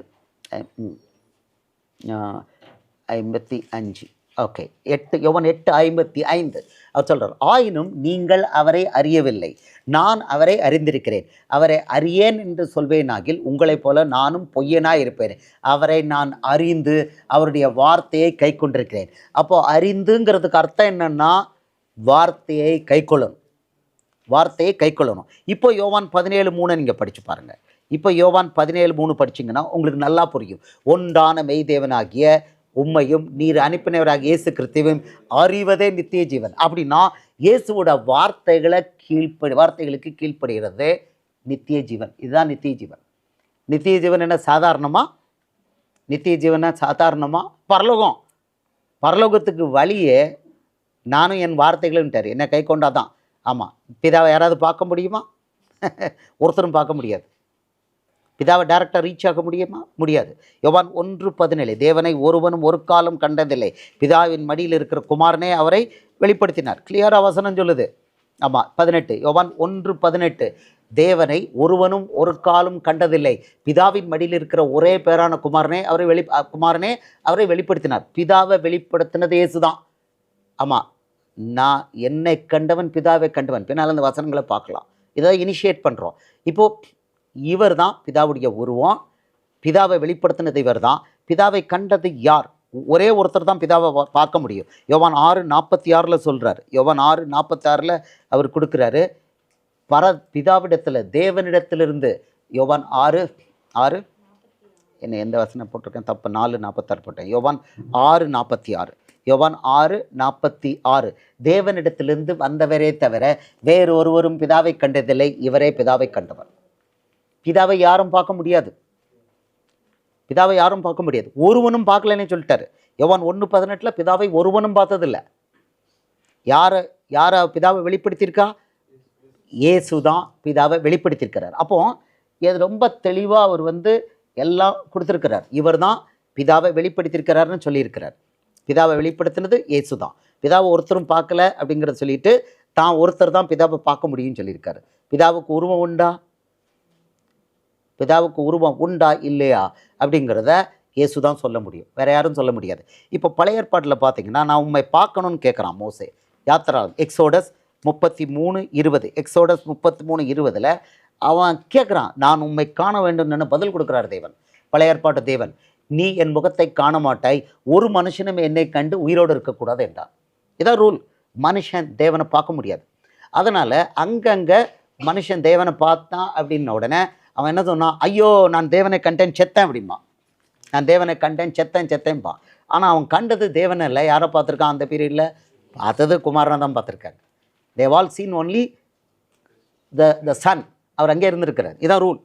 ஒருத்தனும் பார்க்க முடியாது, தேவனை ஒருத்தனும் பார்க்க முடியாது. இதுதான் ஏசப்பா சொல்லியிருக்காரு, தேவனை ஒருவனும் ஒரு காலம் கண்டதில்லை, பிதாவின் மடியில் இருக்கிற குமாரனை அவரை வெளிப்படுத்தினார். அப்போ நான் பிதா கிட்ட டைரெக்டாக போகிறேன் பார்ப்பேன் அப்படின்னா எங்கேருந்து கணக்கு? இப்போ மத்தேயு 5வது அதிகாரம் 8வது வசனத்தில் அவர் சொல்கிறார். மத்தேயு 5:8 சொல்கிறாரு என்னவா? இருதயத்தில் சுத்தமுள்ளவர்கள் பாக்கியவான்கள், அவர்கள் தேவனை தரிசிப்பார்கள். இங்கே கேரண்டி தேவன். யார் எந்த தேவனை தரிசிக்க முடியும்? இயேசு தான் அந்த தேவன், அவரை தரிசிக்க முடியும் தெளிவாக. அப்போது இது அவ்வளோமே யார் இழந்திருக்கிறா? இவங்க யார் இழந்திருக்காங்க? யெகோவா விட்னஸ்காரங்க கம்ப்ளீட்டாக இழந்திருக்காங்க. ஆமாம், அவங்க இருதயத்தில் சுத்தமுள்ளவராக இருந்தாலும் அவங்க இயேசுவை தேவன் இல்லைன்னு அவங்க அறிக்கை பண்ணுறதுனால அவங்க அவரை தரிசிக்கவே முடியாது. அவரை ஒரு காலம் தரிசிக்க முடியாது. இயேசுவை தேவன் இல்லைன்னு சொல்கிற எவனும் அவரை தரிசிக்கவே முடியாது. அவன் இருதயத்தில் சுத்தம் இல்லை. அவன்கிட்ட என்ன இருக்குது? அசுத்தம் இருக்குது. முன்னால் வாங்க. அவன்கிட்ட சுத்தம் இல்லை. இப்போ நீங்கள் பார்த்துட்டீங்க, இந்த வசனமும் பார்த்துட்டீங்க. அடுத்தது பார்க்குறோம். இந்த யோவான் 14 மறுபடி கண்டினியூ பண்ணுவோம். யோவான் 14:15 பார்த்தோம். அவர் என்ன சொல்கிறார் அடுத்தது? அதே இதில் கண்டினியூ பண்ணும்போது யோவான் 14:15 நம்ம பார்த்தோம். நீங்கள் என்னிடத்தில் அன்பாக இருந்தால் என் கற்பனைகளை கை கொள்ளுங்கள் இருக்கிறார். அடுத்து குயிக்காக அப்படியே அடுத்த வசனங்களை பார்ப்போம். எவ்வளோ அந்த இழந்து போனதெல்லாம் வரிசையாக 1 by 1 தெரியும். 16 நான் பிதாவை வேண்டிக் கொள்வேன், அப்பொழுது என்றென்றைக்கும் உங்களுடனே கூட இருக்கும்படிக்கு கூட இருக்கும்படிக்கு சத்திய ஆவியாக வேறொரு தேற்றல்வானை அவர் உங்களுக்கு தருவார். உலகம் அந்த சத்திய ஆவியானவரை காணாமலும் அறியாமலும் இருக்கிறபடினால் அவரை பெற்றுக்கொள்ள மாட்டாது. அவர் உங்களுடனே வாசம் பண்ணி உங்களுக்குள்ளே இருப்பதால் நீங்கள் அவரை அறிவீர்கள். நான் உங்களை திக்கற்றவர்களாக விடேன், உங்களிடத்தில் வருவேன். அடுத்தது, இன்னும் கொஞ்சம் காலத்திலே உலகம் என்னை காணாது, நீங்களோ என்னை காண்பீர்கள். நான் பிழைக்கிறபடியினால் நீங்களும் பிழைப்பீர்கள். அடுத்த இங்கிருந்து தான் வருது. என் கற்பனைகளை பெற்றுக்கொண்டு அவைகளை கை கொள்ளுகிறவனே என்னிடத்தில் அன்பாயிருக்கிறான். நல்ல கவனமாக பாருங்க. இதுலேருந்து என் கற்பனைகளை பெற்றுக்கொண்டு அவைகளை கை கொள்ளுகிறவனே என்னிடத்தில் அன்பாயிருக்கிறான். என்னிடத்தில் அன்பாயிருக்கிறவன் என் பிதாவினிடத்தில் அன்பாயிருக்கிறான். என்னிடத்தில் அன்பாயிருக்கிறவன் என் பிதாவுக்கு அன்பாயிருப்பான். நானும் அவனிடத்தில் அன்பாயிருந்து அவனுக்கு என்னை வெளிப்படுத்துவேன். ரொம்ப பெரிய ரகசியம். இயேசுவை ரிஜெக்ட் பண்ணி இயேசுவோட வசனத்தை, அவருடைய முக்கியத்துவத்தை ரிஜெக்ட் பண்ணுற யாருக்கும் இது கிடைக்காது. ஒரு வெளிப்பாடு கிடைக்காது. அவங்களுக்கு ஒன்றுமே வெளிப்பாடு கிடைக்காது. அவர் சொல்கிறாரு, நானும் அவனில் அன்பாயிருந்து அவருக்கு என்னை வெளிப்படுத்துவேன். என் கற்பனைகளை பெற்றுக்கொண்டு, பழைய ஏற்பாட்டு கற்பனைகள், யெகோவா தேவனுடைய கற்பனைகள் அல்ல, என் கற்பனைகளை பெற்றுக்கொண்டு. ரொம்ப தெளிவாக இருக்குது. மறுபடியும் ஒரு தடவை படிப்போம். என் கற்பனைகளை பெற்றுக்கொண்டு அவைகளை கை கொள்கிறவனே என்னிடத்தில் அன்பாக இருக்கிறான். கை கொள்ளணும். என்னிடத்தில் அன்பாக இருக்கிறவன் என் பிதாவுக்கு அன்பாக இருப்பான். நானும் அவனில் அன்பாக இருந்து அவனுக்கு என்னை வெளிப்படுத்துவேன் என்றார். அடுத்தது ரகசியம் அடுத்தது வருது. இயேசு பேசின அத்தனை வசனமும் யாருடைய வசனம்? பிதாவுடைய வசனம். இயேசு பேசின அத்தனை வசனமும் பிதாவுடைய வசனம். இப்போ அடுத்த வசனம் பார்ப்போம். இதில் 22, காரியத்தல்லாத யூதா என்பவன் அவரை நோக்கி, ஆண்டவரே, நீர் உலகத்துக்கு உம்மை வெளிப்படுத்தாமல் எங்களுக்கு உம்மை வெளிப்படுத்த போகிற காரணம் என்னன்னு கேட்குறான் என்றான். இதுக்கு பதில் கொடுக்குறார். 23, இயேசு அவனுக்கு பிரதியுத்தரமாக, ஒருவன் என்னில் அன்பாக இருந்தால் அவன் என் வசனத்தை கை கொள்வான். அவனில் என் பிதா அன்பாயிருப்பார். நாங்கள் அவனிடத்தில் வந்து அவனுடைய வாசம் பண்ணுவோம். இது அவ்வளோ இழந்து போகிறாங்க. இப்போ பிதா மேலே, அல்மைட்டி காட் பிதாக்கிட்ட இருந்து அன்பு வரணும்னா என்ன பண்ணணும்? இயேசுவோட வசனத்தை கை கொண்டாதான் பிதாவிடத்தில் அன்பு பெற முடியும். அவன் என் வசனத்தை கை கொள்வான், அவனில் என் பிதா அன்பாக இருப்பார். அப்போ பிதாக்கிட்ட இருந்து அன்பு பெறணும்னா ஒரே ரூட். என்ன ரூட்டு? இயேசுவோட வசனத்தை கை கொள்ளணும். இயேசுவோட வசனத்தை கை கொள்ளணும். படித்தாக்காத காணாது. இயேசுவோட வசனம் எங்கே இருக்குது? மத்தேயு, மார்க்கு, லூக்கா, யோவான். அதை கை கொள்ளணும். அதை கை கொண்டாதான் பிதா அவன் மேலே, அந்த ஆள் மேலே அன்பாக இருப்பார். இப்போ பிதாவா குமாரனா யார் முக்கியம்னு கேட்டால் என்ன சொல்லுவீங்க? பிதா முக்கியமானவர் தான். ஆனால் ஒரே ஒரு ரூட்டு, பிதா கொடுத்துருக்கிற ரூட்டு இயேசு தான். குமாரன் இயேசு தான். வேற வழியாக பிதா கிட்ட இருந்து அன்பு பெற முடியாது. பிதா தான் தேவன். பிதா தான் தேவன். ஏசப்பாவை சொல்லியிருக்கார், அவரை உங்கள் தேவன் என்று சொல்லியிருக்கிறீர்கள். ஆமாம், அவர் தான் தேவன். பிதா தான் தேவன். வானத்தில் இருக்கிறாரு, பரம பிதா வானத்தில் இருக்கார். க்ளீனாக சொல்லிட்டார், பிதா தான் தேவன். அப்போ பிதா கிட்டேருந்து அன்பு வேணும் அப்படின்னா, அவர்கிட்டருந்து ஃபேவர் வேணும், அவர்கிட்டருந்து ஆசீர்வாதம் வேணும், அவர் நம்ம குரலை கேட்கணும் அப்படின்னா ஒரே ஒரு ரூட் என்னது? இயேசுவோட வசனத்தை படிக்கிறதில்ல, கை கொள்ளணும். கை கொள்ளணும். இயேசுவோட வசனம் சங்கீத நீதிமொழிகள்லாம் இருக்குது. ஓகே, இப்போ 24 அடுத்த ஒரு ரகசியத்தை சொல்லிட்டார். என்னில் அன்பாய் இராதவன் என் வசனங்களை கை கொள்ள மாட்டான். நீங்கள் கேட்கிற வசனம் என்னுடையதாயிராமல் என்னை அனுப்பின பிதாவினுடையதாக இருக்கிறது. இது வந்து ரொம்ப சிம்பிளாக பிளெயின் வேர்டில் இந்த வெளிப்பாடு இருக்குது. 2 வெளிப்பாடு இதில் இருக்குது. என்னில் அன்பாயிராதவன் என் வசனங்களை கை கொள்ள மாட்டான். அப்போ ஒரு கிறிஸ்தவன் சொல்லிட்டு பழைய ஏற்பாடை ஒருத்தன் படிச்சுக்கிட்டே இருக்கான் அப்படின்னா, பழைய ஏற்பாடும் புதிய ஏற்பாடும் ஈக்குவல்னு சொன்னான்னா அவனுக்கும் இந்த பைபிளுக்கும் சம்மந்தமே கிடையாது. அவன் கிறிஸ்தவனே கிடையாது.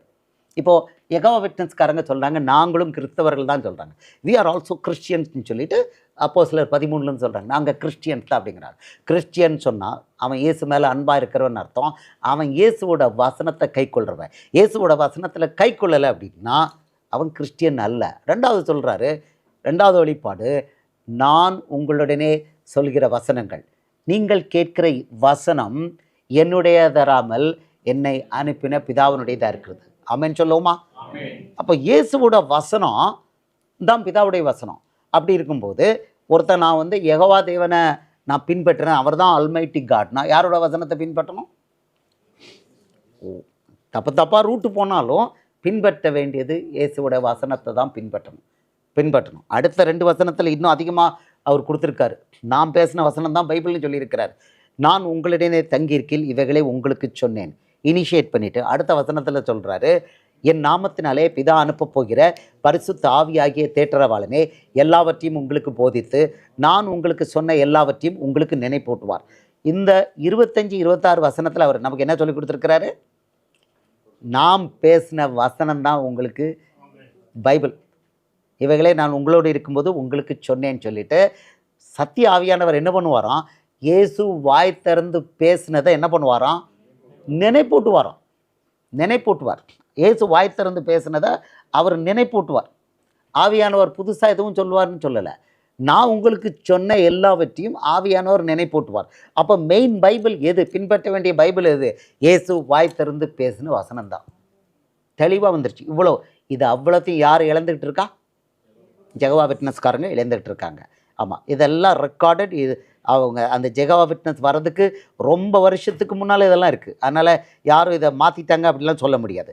அப்புறம் இன்னும் இப்போது இயேசு எங்கே இருக்கார்? தேவன் எங்கே இருக்கார்? தேவன் இப்போ எங்கே இருக்கிறார்? மனுஷனுக்குள்ள. அவருக்கு பேர் என்ன? இம்மானுவேல். தேவனுக்கு பேர் என்ன? இம்மானுவேல். நம்ம பார்க்குறோம், அவருக்கு பேர் இம்மானுவேல்.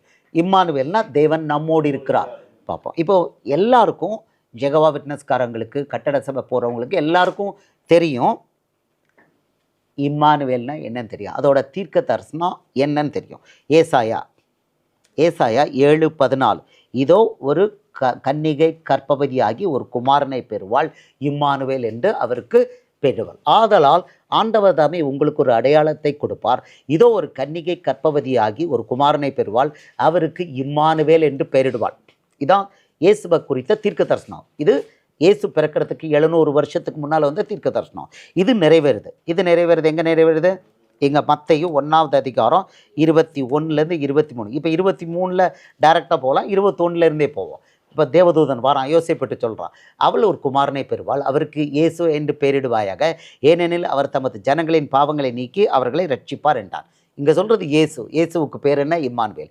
தீர்க்கதரிசியின் மூலமாய் கர்த்தராலே உரைக்கப்பட்டது நிறைவேறும்படி இதெல்லாம் நடந்தது. அவன் இதோ ஒரு கன்னிகை கர்ப்பவதியாகி ஒரு குமாரனை பெறுவாள், அவருக்கு இம்மானுவேல் என்று பெயரிடுவாள் என்று சொன்னான். இம்மானுவேல் என்பதற்கு தேவன் நம்மோடு இருக்கிறார் என்று அர்த்தமாம். கைவர்த்தி அல்லையிலேயே சொல்லுவோமா?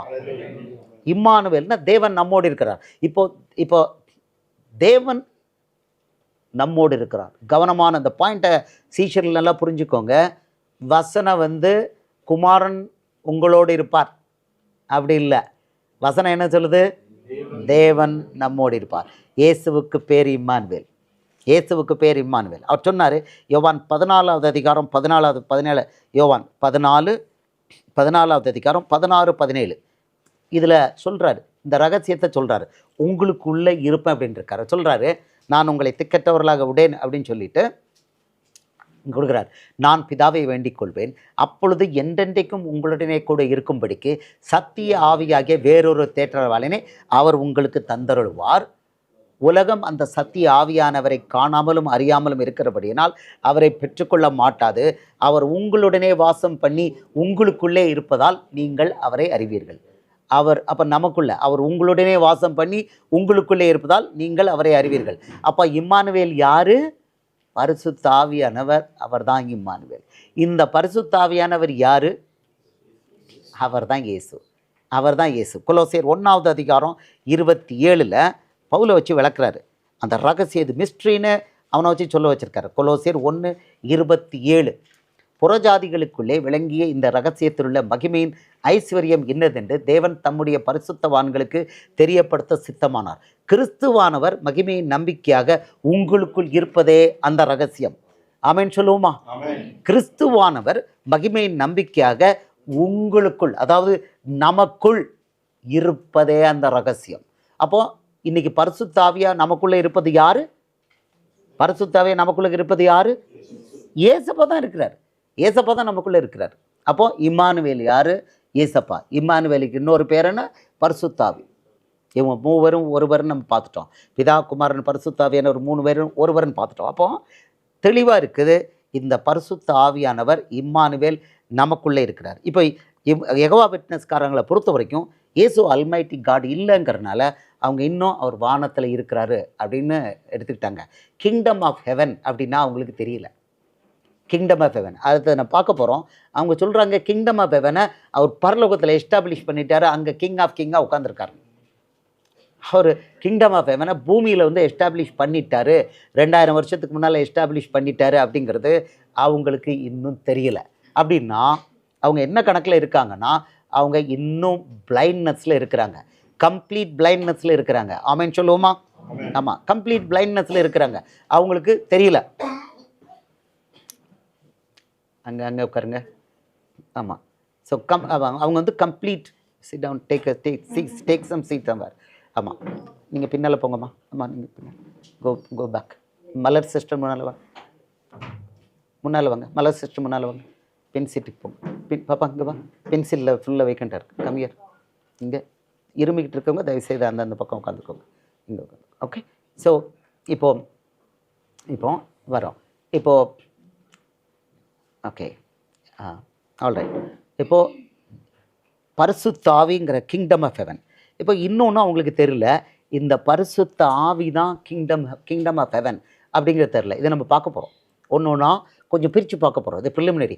பரிசுத்த ஆவி தான் பரலோக ராஜ்யம்னு அவங்களுக்கு தெரியல.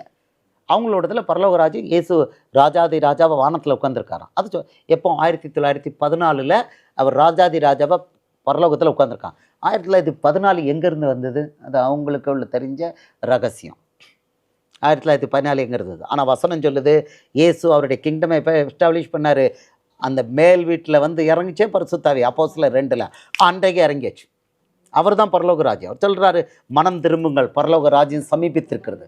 அது வந்துருச்சு. அவர் சிலுவையில் உயிரை கொடுத்து வானத்திலேருந்து அவர் இதை அனுப்பினவுடனே, பரிசுத்தாவி அனுப்பி இங்கே வந்த உடனே இன்னைக்கு பூமி அவர் கையில் இருக்குது. இது மனுஷகுமாரனுடைய நாட்கள். அந்த வசனங்களை பின்னால் நம்ம பார்க்க போகிறோம். அது அவங்களுக்கு இன்னும் தெரியாமல் இருக்கிறாங்க. அவர் நமக்குள்ளே இருக்கிறாரு அப்படிங்கிறதே அவங்களுக்கு தெரியல. அந்த பரிசுத்தாவினா என்னன்னு தெரியல, பரலோக ராஜ்யம்னா என்னென்னு தெரியல, அந்த ஃபண்டமெண்டல் ஏபிசி தெரியல. ஆனால் உங்களுக்கு தெரியணும், ஜெகோவா விட்னஸ்காரங்களுக்கு தனியாக ஒரு பைபிள் இருக்குது. அவங்களுக்கு நிறைய புக்ஸ் இருக்குது, அதை தான் பின்பற்றுறாங்க அவங்க. அந்த பைபிள் அவங்களுடைய புக்ஸு. ஆமாம், ஒரு கல்ட்டுக்குள்ளே எல்லா விஷயங்களும் அங்கே இருக்குது. ஒரு கல்ட்டுக்குள்ளது, கல்ட்டுன்னு தனியாக எழுதிடுவாங்க, அதை தான் ஃபாலோ பண்ணுவாங்க. எப்போ ஒரு தனி புக்கை போட்டு அதை பின்பற்ற துவங்கிட்டாங்களோ, இந்த பைபிளை ஓரம் கட்டிட்டு வேறு புக்கு முன்னால் வந்து இருக்குதோ, நல்லா புரிஞ்சுக்கோங்க. ஒரு கல்ட்டோட அடையாளம் என்னென்னா, இன்ஸ்டெட் ஆஃப் த பைபிள் அவங்களுக்கு முன்னால் என்ன இருக்கும்?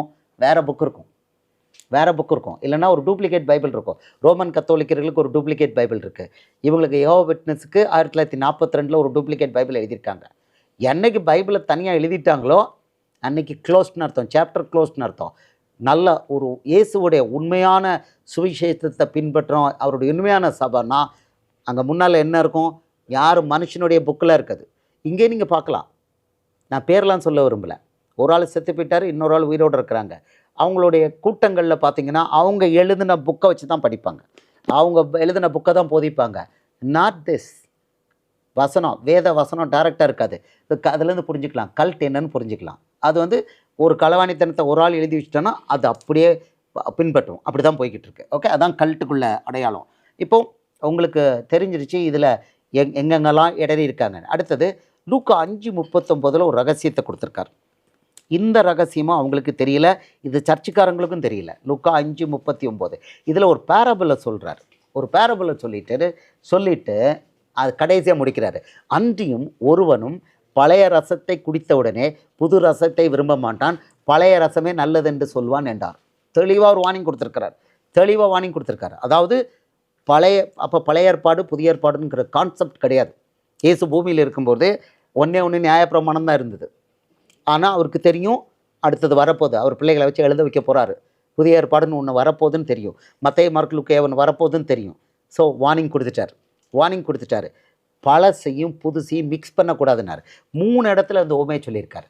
மத்தேயு 9, 16, 17, மார்க்கு 4, 22, 23, இங்கே லூக்கா 5:36-39. 36 படிக்கிறேன். லூக்கா 5:36 படிக்கிறேன். அவர்களுக்கு ஒரு உவமையும் சொன்னார். ஒருவனும் புதிய வஸ்திரத்துண்டை பழைய வஸ்திரத்தின் மேல் போட்டு இணைக்க மாட்டான், இணைத்தால் புதியது பழையதை கிழிக்கும். புதிய வஸ்திரத்துண்டு பழைய வஸ்திரத்துக்கு ஒவ்வாது அப்படின்னா நியாயப்பிரமாணமும் அவருடைய கட்டளைகள் மத்தேயு 5, 6, 7 கட்டளைகளும் ஒன்றுக்கு ஒன்று முரணாக இருக்கும், ஒத்துக்காது அப்படின்ட்டார். சொல்லிட்டு அடுத்த வசனம் சொல்கிறாரு, ஒருவனும் புது திராட்சை ரசத்தை பழந்துருத்திகளில் வார்த்து வைக்க மாட்டான், வார்த்து வைத்தால் புது ரசம் துருத்திகளை கிழித்து போடும், ரசமும் சிந்தி போகும், துருத்திகளும் கெட்டு போகும். தெளிவாக சொல்லிட்டார். ஆமாம், இது ஆமாம், புது திராட்சை ரசம் இயேசு கொடுத்துருக்க தான் புது திராட்சை ரசம். அதை பழந்துருத்தினா 10 கற்பனைகள் நியாயப்பிரமாணத்தில் போட்டு அடைக்கக்கூடாது. அது பச்சா ரசமும் சிந்தி போகும், துருத்திகளும் கிழிந்து போகும்னு சொல்லிட்டு அடுத்த வசனத்தில் சொல்லிட்டாரு, புது ரசத்தை புது துருத்திகளில் வார்த்து வைக்க வேண்டும், அப்பொழுது ரெண்டும் பத்திரப்பட்டிருக்கும் சொல்லிட்டு இங்கே மட்டும்தான் 39 வசனத்தில் இங்கே மட்டும்தான் ரகசியத்தை சொல்கிறாரு. அன்றியும் ஒருவனும் பழைய ரசத்தை குடித்த உடனே புது ரசத்தை விரும்ப மாட்டான், பழைய ரசமே நல்லதென்று சொல்வான் என்றார். அப்படின்னா பழைய ஏற்பாட்டை மட்டும் நீங்கள் முதல்ல அதை போதிச்சா, ஃபஸ்ட்டு வந்து பழைய ஏற்பாட்டை போதிச்சா என்ன ஆகும்னா, அவன் இயேசுவுடைய கட்டளைகள் கற்பனைகளுக்குள்ள மத்தேயு மார்க்கு லூக்கா யோவானுக்குள்ள வரவே மாட்டான். நித்திய ஜீவன் எங்கேருந்து கிடைக்கு? நித்திய ஜீவன் இயேசுவோட வசனத்தை கை கொண்டாதான் நித்திய ஜீவன் இருக்கு. என்னை விசுவாசிக்கிறவனுக்கு நித்திய ஜீவன். யோவான் 6:47, யோவான் 6:40, 47 டைரெக்டாக படிக்கிறேன். சொல்கிறாரு யோவான் 6:47 சொல்கிறாரு, என்னிடத்தில் விசுவாசமாக இருக்கிறவனுக்கு நித்திய ஜீவன் உண்டென்று மெய்யாகவே உங்களுக்கு சொல்கிறேன். இயேசுவை விசுவாசிக்கிறவனுக்கு தான் நித்திய ஜீவன். இயேசு எங்கே இருக்கிறாரு? மத்தேயு மார்க்கு லூக்கா யோவானில் இருக்காரு. யோவான் 3:16 தேவன் தம்முடைய ஒரே பேரான குமாரனை விசுவாசிக்கிறவனவனோ அவன் கெட்டு போகாமல் நித்திய ஜீவனை அடையும்படிக்கு அவரை தந்தருளி இவ்வளவாய் உலகத்தில் அன்பு கூர்ந்தார். அப்போ நித்திய ஜீவன் மனுஷனுக்கு, அதுவும் புறஜாதியாருக்கு பழைய ஏற்பாட்டில் கிடையவே கிடையாது. அவர் குமாரனை கொடுத்துருக்காரு நித்திய ஜீவனுக்கு. குமாரன் எங்கே இருக்காரு? குமார் புதிய ஏற்பாட்டில் தான் இருக்கார். அப்போ நான் புதிய ஏற்பாட்டுக்கு நான் வராமல் நான் பழைய ஏற்பாட்டில் அங்கேருந்து சங்கீதத்திலேருந்து பரலோகத்தை பற்றி எடுத்துக்கிறேன் அப்படின்னா அவுட்டு. யெகோவா விட்னஸ்காரங்க இழந்து போயிருக்கிறாங்க. ஏன்னா அவங்க என்னன்னா நரகமே இல்லைன்னு எடுத்துக்கிட்டேனார். ஒருத்தன் செத்து போயிட்டால் முடிஞ்சது, அதோட அவங்க ஹெல் டார்மெண்ட்டுக்குள்ளே போகலைங்கிறாங்க. ஹெல் டார்மெண்ட்டுக்குள்ளே போகலைன்னு எழுதி வச்சுருக்காங்க. ஆனால் ஏசப்பா என்ன சொல்லியிருக்கிறாரு? சங்கீதம் 70, அவங்க நம்புகிற சங்கீதத்தை எடுப்போம். சங்கீதம் 78:2, சங்கீதம் 78:2 என் வாயை ஓமைகளால் திறப்பேன், பூர்வ காலத்து மறைபொருள்களை வெளிப்படுத்துவேன். கவனமாக பாருங்கள், இதான் தீர்க்க தரிசனம், இயேசுவை பற்றிய தீர்க்க தரிசனம். சங்கீதக்கான வழியை என் வாயை ஓமைகளால் திறப்பேன், பூர்வ காலத்து மறைபொருள்களை வெளிப்படுத்துவேன் சொல்லியிருக்காரு. சொல்லிட்டு இங்கே மத்தேயு 13:35 இது கன்ஃபார்ம் ஆகுது. ஏசப்பா 7 உவமைகள் அங்கே சொல்கிறோன்னே இங்கே வருது கன்ஃபர்மேஷன். இந்த தீர்க்க தரிசனம் நிறைவேறிக்கும் கன்ஃபர்மேஷன். என் வாயை ஓமைகளால் திறப்பேன், உலகத் தோற்றம் முதல் மறைபொருளானவைகளை வெளிப்படுத்துவேன் என்று தீர்க்க தரிசியால் உரைக்கப்பட்டது நிறைவேறும்படி இப்படி நடந்தது. எப்படி நடந்தது? இயேசு இந்த ஓமையில், இந்த அதிகாரத்தில் மத்தேயு 13 7 ஓமைகளை சொல்லி அதை முடிக்கும்போது இது வருது. அது இடையிலே வருது. ஆமாம், என் வாயை ஓமைகளால் திறப்பேன், உலகத் தோற்றம் முதல் மறைபொருளானவைகளை வெளிப்படுத்துவேன் என்று தீர்க்கதரிசியால் உரைக்கப்பட்டது நிறைவேறும்படி இப்படி நடந்தது. அப்படின்னா பெரிய ரகசியம் எதில் இருக்குது? பைபிள்லே பெரிய ரகசியம், பெரிய பொக்கிஷம் எங்கே இருக்குது? இயேசு பேசிய ஓமைகள். பழைய ஏற்பாட்டில் இது கிடையவே கிடையாது. இது வேறு எங்கேயாவது பவுல வசனங்களில் எங்கேயாவது யூதா வெளிப்படுத்தின விசேஷத்தில் இருக்கா? கிடையாது.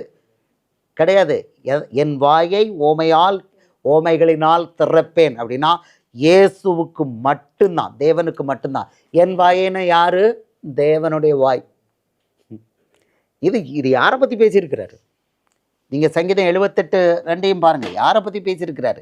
ஆமாம், அது அவரை பற்றி பேசியிருக்காரு. என் வாயை ஓமைகளால் திறப்பேன். இயேசு தான் இந்த ஓமைகளை பேசியிருக்காரு. அப்போ இயேசு யாரு? ஓகே, இப்போ இந்த ஓமையில் தான் பல பெரிய ரகசியங்களை சொல்லியிருக்கார். பெரிய ரகசியங்கள், யார் வருகையில் எடுத்துக்கொள்ளப்பட மாட்டான், சபை எப்படி இந்த காலத்தில் இருக்கும், எல்லாத்தையும் இங்கே போட்டு கொடுத்துருக்காரு. இதில் தான் சொல்லியிருக்காரு. லூக்கா 16வது அதிகாரம் 19 ஒரு ஆள் செத்து போனால் என்ன நடக்கும்னு சொல்லியிருக்காரு. லூக்கா 16:19 பார்த்தீங்கன்னா, there was a certain rich man, கோமை ஆரம்பிக்கிறார். ஐஸ்வர்யமுள்ள ஒரு மனுஷன் இருந்தான். அவன் இரத்தாம்பரமும் விலையேறப்பட்ட வஸ்திரமும் தரித்து அனுதினமும் சம்பரமுமாய் வாழ்ந்து கொண்டிருந்தான். ஓமையை ஆரம்பிச்சிட்டாரு. லாசரு என்னும் பேர் கொண்ட ஒரு தரித்திரன் இருந்தான். அவன் பருக்கள் நிறைந்தவனாய் அந்த ஐஸ்வர்யனுடைய வாசல் அருகே கிடந்து அவனுடைய மேஜையிலிருந்து விழும் துணிக்கைகளால் தன் பசியை ஆற்ற ஆசையாயிருந்தான். நாய்கள் வந்து அவன் பருக்களை நக்கிற்று. பின்பு அந்த தரித்திரன் மரித்து தேவதூதரால் ஆபிரகாமுடைய மடியிலே கொண்டு போய் விடப்பட்டான். ஐஸ்வர்யவானும் மரித்து அடக்கம் பண்ணப்பட்டான். இங்கே பரலோகத்தை பற்றி நரகத்தை பற்றி ஏசப்பா காமிக்கிறார். பரலோகத்தை பற்றி நரகத்தை பற்றி காமிக்கிறார். இப்போது ஒருத்தன் மறிக்கிறான், அவனை தேவதூதர்கள் எங்கே கொண்டு போகிறாங்க? ஆபிரகாமுடைய மடியில் கொண்டு போகிறாங்க. இப்போ ஐஸ்வர்யவான் மறிக்கிறான். மறித்த உடனே என்ன நடக்குதுன்னா, ஐஸ்வர்யான் பாதாளத்தில், இப்போ ஐஸ்வர்யான் மறித்த உடனே பாதாளத்திலே அவன் வேதனைப்படுகிற போது தன் கண்களை ஏறெடுத்து தூரத்திலே ஆபிரகாமையும் அவன் மடியில் லாசருவையும் கண்டான். இப்போ ஆயிடுச்சு சீன் வந்து, அவன் ஆபிரகாம் மடியில் இருக்கான், இவன் எங்கே இருக்கான்? பாதாளத்தில் இருக்கான். இந்த பாதாளம் ரொம்ப நல்லா இருக்குதா அப்படின்னு கேட்டால், அப்பொழுது அவன், தகப்பனாகி ஆபிரகாமே, நீர் எனக்கு இறங்கி லாசரு தன் விரலின் நுனியை தண்ணீரில் தோய்த்து என் நாவை குளிர பண்ணும்படி அவனை அனுப்ப வேண்டும், இந்த அக்கினி ஜுவாலையில் வேதனைப்படுகிறேனே என்று கூப்பிட்டான். அப்போ இது என்னது? அது பாதாளமோ நரகமோ? அக்கினி ஜுவாலை. அக்கினி ஜுவாலை. அக்கினி ஜுவாலையுள்ள இடம்தான் மரணத்துக்கு பிறகு பாவிகளுக்கு கிடைக்குது. உடனே கிடைக்குது. அதாவது மரித்த உடனே கிடைக்குது. மரித்த உடனே கிடைக்குது. இதற்கு பேர் முதலாம் உயிர்த்தெழுதல். முதலாம் ஒரு ஆள் உயிர்த்தெழுதல்லாம் இன்றைக்கி கட்டட சபைக்காரங்களை எல்லாரையும் கேட்டிங்கன்னா, இயேசு வரும்போது உயிரோடு எழும்புறது. இயேசு அதை சொல்லலை. என்ன அவர் சொல்கிறாரு, என் மாம்சத்தை புசித்து என் ரத்தத்தை பானம் பண்ணுறவனை நான் கடைசி நாளில் எழுப்புவேன்னு சொல்கிறார். கடைசி நாளில் யோவான் 6ல் 3 தடவை அதை சொல்கிறார். 3 தடவை நான் கடைசி நாளில் எழுப்புவேன், கடைசி நாளில் எழுப்புவேன் இருக்கிறாரு. இவங்களுக்கு கடைசி நாள் என்னன்னு தெரியல. இப்போது யெகோவா விட்னஸ்காரங்களுக்கும் அது தெரியாது. நான் இவங்களுக்கு அது என்னன்னு நம்ம சொல்லிக் கொடுப்போம். ஆமாம் சொல்கிறாரு, யோவான் 6 கடைசி நாளில் இதை எனக்கு இழந்து போகாமல் யோவான் 6:39. யோவான் 6:39 இந்த கடைசி நாள். அதுதான் இங்கே நீங்கள் பார்க்குறீங்க. நீங்கள் பார்க்குற அந்த ஐஸ்வர்யன் ஓமையில் ஏசப்பா வந்து காமிக்கிறார். ஆமாம், அதை காமிக்கிறார். அந்த கடைசி நாளை காமிக்கிறார். கடைசி நாளில் அவர் எழுப்புறார். யாரை எழுப்புறாரு? அந்த லாசருங்கிற தரித்திரனை எழுப்பிட்டார். யாரை எழுப்பலை? ஐஸ்வர்யவனை எழுப்பலை, இழந்து போயிட்டான். சொல்கிறார், அவர் எனக்கு தந்தவைகளில் ஒன்றையும் நான் இழந்து போகாமல் கடைசி நாளில் அவைகளை எழுப்புவதே என்னை அனுப்பின பிதாவின் சித்தமாக இருக்கிறது. அப்போ கடைசி நாளில் யார் எழுப்புறா? கடைசி நாளுங்கிறது என்னது? மரண நாள். மரண நாள். மரண நாள். அடுத்த வசனத்தில் சொல்கிறாரு, குமாரனை கண்டு அவரிடத்தில் விசுவாசமாக இருக்கிறவனோ அவன் நித்திய ஜீவனை அடைவதும் நான் அவனை கடைசி நாளில் எழுப்புவதும் என்னை அனுப்பினுடைய சித்தமாக இருக்கிறது என்றார். அப்போ இயேசுகிட்ட விசுவாசமாக இருந்தால் கடைசி நாளில் எழுப்பு. இந்த ஓமையில் அவன் மரித்த உடனே ஒருத்தன் என்ன பண்ணுறான்? எழுப்பப்படுறான். பரலோகத்துக்கு போயிட்டான். ஆபிரகாம் எங்கே இருக்கான்? யோவான் 8:56 58 சொல்கிறாரு, உங்கள் பிதாவை ஆபிரகாம் என்னுடைய நாளை காண ஆசையாக இருந்தான், கண்டு களி கூர்ந்தான். கேட்குறாங்க, உனக்கு இன்னும் 50 வயதாகவில்லை, நீ ஆபிரகாமை கண்டாயோ? 58 சொல்கிறாரு, ஆபிரகாம் உண்டாவதற்கு முன்னே நான் இங்கே இருக்கிறேன் என்று மெய்யாகவே மெய்யாக உங்களுக்கு சொல்கிறேன். ஆபிரகாம் அவரோட இருக்கிறான் அப்படிங்கிறத சொல்லிட்டார். ஆபிரகாம் இயேசு எங்கே? பரலோகத்தில். பரலோகத்தில் நமக்கு தெரியும், யோவான் 3 பரலோகத்திலிருந்து இறங்கினவரும் பரலோகத்துக்கு ஏறினவருமே தவிர ஒருவனும் பரலோகத்தை, அந்த வசனம் இருக்குது. இவர் தான். அப்போது இவர் பரலோகத்தில் இருக்கிறாரு. அவர் கூட ஆபிரகாம் இருக்கிறான். ஆபிரகாம் மடியில் யார் இருக்கா? இந்த தரித்திரன் போயிருக்கிறான். மற்றவன் எங்கே போயிடறான்? பாதாளத்தில் போகிறான். பாதாளம் வசனம் சொல்லுது பாதாளம். பாதாளம் எப்படி அவன் கேட்குறான்? வேதனை, இந்த அக்கினி ஜுவாலையில் வேதனைப்படுறேன். ஆனால் யெகோவா விட்னஸ்காரங்க ஹெல்லுங்கிறது இல்லைங்கிறாங்க. இந்த உலகம்தான் என்னதான் மனுஷனுக்கு கொடுக்கப்பட்ட நித்தியமான பரலோகமா அப்படிங்கிறாங்க. அவ்வளோ இங்கே இந்த ஓமையை இழந்துட்டாங்க. அதாவது ஓமையில் இயேசு தெளிவாக கொடுத்துருக்கிறாரு. மரித்த உடனே என்ன நடக்குது அப்படிங்கிறத காமிச்சிட்டார். அது பாதாளமோ நரகமோ. ஆனால் அங்கே என்ன இருக்குது? காஃபி டீ குடிக்கல. அங்கே என்ன இருக்குது? இந்த அக்கினி ஜுவாலையிலே வேதனைப்படுகிறேனே அப்படின்ட்டான். ஆமாம், அப்போது இது அக்கினி ஜுவாலையுள்ள இடம். ஆமாம், அது சொல்கிறேன், இந்த அக்கினி ஜுவாலையில் வேதனைப்படுகிறேன் என்று கூப்பிட்டான். இந்த ஓமை மூலம் அவர் காமிச்சிட்டார். அடுத்தது பார்த்திங்கன்னா அவன் சொல்கிறான், இந்த வேதனை உள்ள இடத்துக்கு என் சொந்தக்காரங்க வரக்கூடாது அப்படின்னு சொல்லு. இங்கேருந்து நீ வர முடியாது, அங்கேருந்து வர முடியாது. அந்த உன் சொந்தக்காரங்களுக்கெல்லாம் எல்லாம் இருக்காங்க, மோசே மாதிரி தீர்க்கதரிசிகள்லாம் இருக்காங்க. அவங்களுக்கு செவி கொடுக்கலன்னு இங்கேருந்து ஒருத்தன் உயிரோட போனாலும் செவி கொடுக்க மாட்டாங்க, ரூல் கொடுத்துட்டார். பட் நமக்கு லிமிட்டட் பர்பஸ் தெரிய வேண்டியது, இயேசு கொடுத்துருக்கிற ஓமைகள் யாருடைய ஓமைகள்? தேவனுடைய ஓமைகள். என் வாயை ஓமைகளால் திறப்பேன் அப்படின்னா இவர்தான் தேவன், இவர்தான் தேவன், வேற யாரும் இல்லை, இவர்தான் தேவன். விட்டுட்டு இவரை தேவன் இல்லை, இஸ் நாட் அல்மைட்டி காட் அப்படிங்கும் பொழுது அந்த ஓமைகள் 43 ஓமைகள் பேசியிருக்கிறாரு. அது அவ்வளோத்தையும் யார் இழந்து போகிறா? யெகோவா விட்னஸ்காரங்க இழந்து போகிறாங்க. இழந்து போகும்போது அதில் உள்ள ரகசியங்கள், அதில் கிடைக்கக்கூடிய அந்த கிருபைகள், வல்லமைகள், சத்தியங்கள் எதுவும் அவங்களுக்கு கிடைக்காம போகுது, எதுவும் கிடைக்காம போகுது. அப்போது என்னாச்சுன்னா குருட்டுத்தனத்தில் இப்போ என்ன சொல்கிறாங்க? நரகம் கிடையாது, ஒரு தான் செத்து போயிட்டா அதோடு முடிஞ்சு போச்சு, ஏன்னா நரகமே கிடையாது. ஆனால் இங்கே இருக்குது நரகம், என்ன இருக்குது அப்படின்னு ஏசப்பா நரகம்ங்கிறாரு. அது நரகம்கலாம் அல்லது பாதாளம்கலாம். நீங்கள் கிறிஸ்தவர்களை பார்த்தீங்கன்னா நரகம் இன்னும் ஓப்பன் ஆகலை, இனிமேல் தான். சரிப்பா, அது நரகமோ அல்லது பாதாளமோ, அது ரொம்ப காஃபி குடிக்கிற இடமா? இங்கே வசனம் சொல்லிட்டாரு, லூக்கா 16:24, இந்த இந்த அக்கினியிலே நான் வேதனைப்படுகிறேனே என்று கூப்பிட்டான். அக்கினி ஜுவாலை, ஒரு சொட்டு தண்ணிக்கு அங்கே பிச்சை எடுத்துக்கிட்டு இருக்க வேண்டிய நிலை. எட்டர்னல்.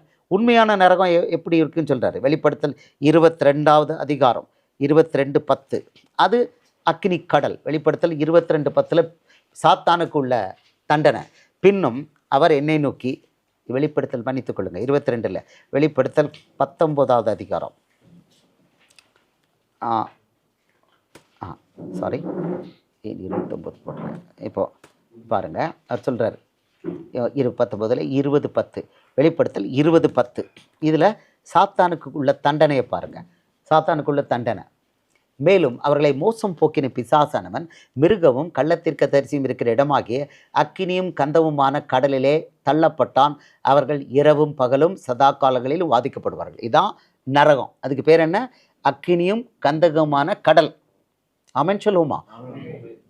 அங்கே பாதாளத்தில் என்னது? அக்கினி ஜுவாலை. அக்கினி ஜுவாலை. இங்கே என்ன? அக்கினியும் கந்தகமும். ஏதாவது டிஃப்ரென்ஸ் இருக்குன்னா மேபி இது ஒரு 60,000 டிகிரி இருக்கலாம், அது ஒரு 30,000 டிகிரி.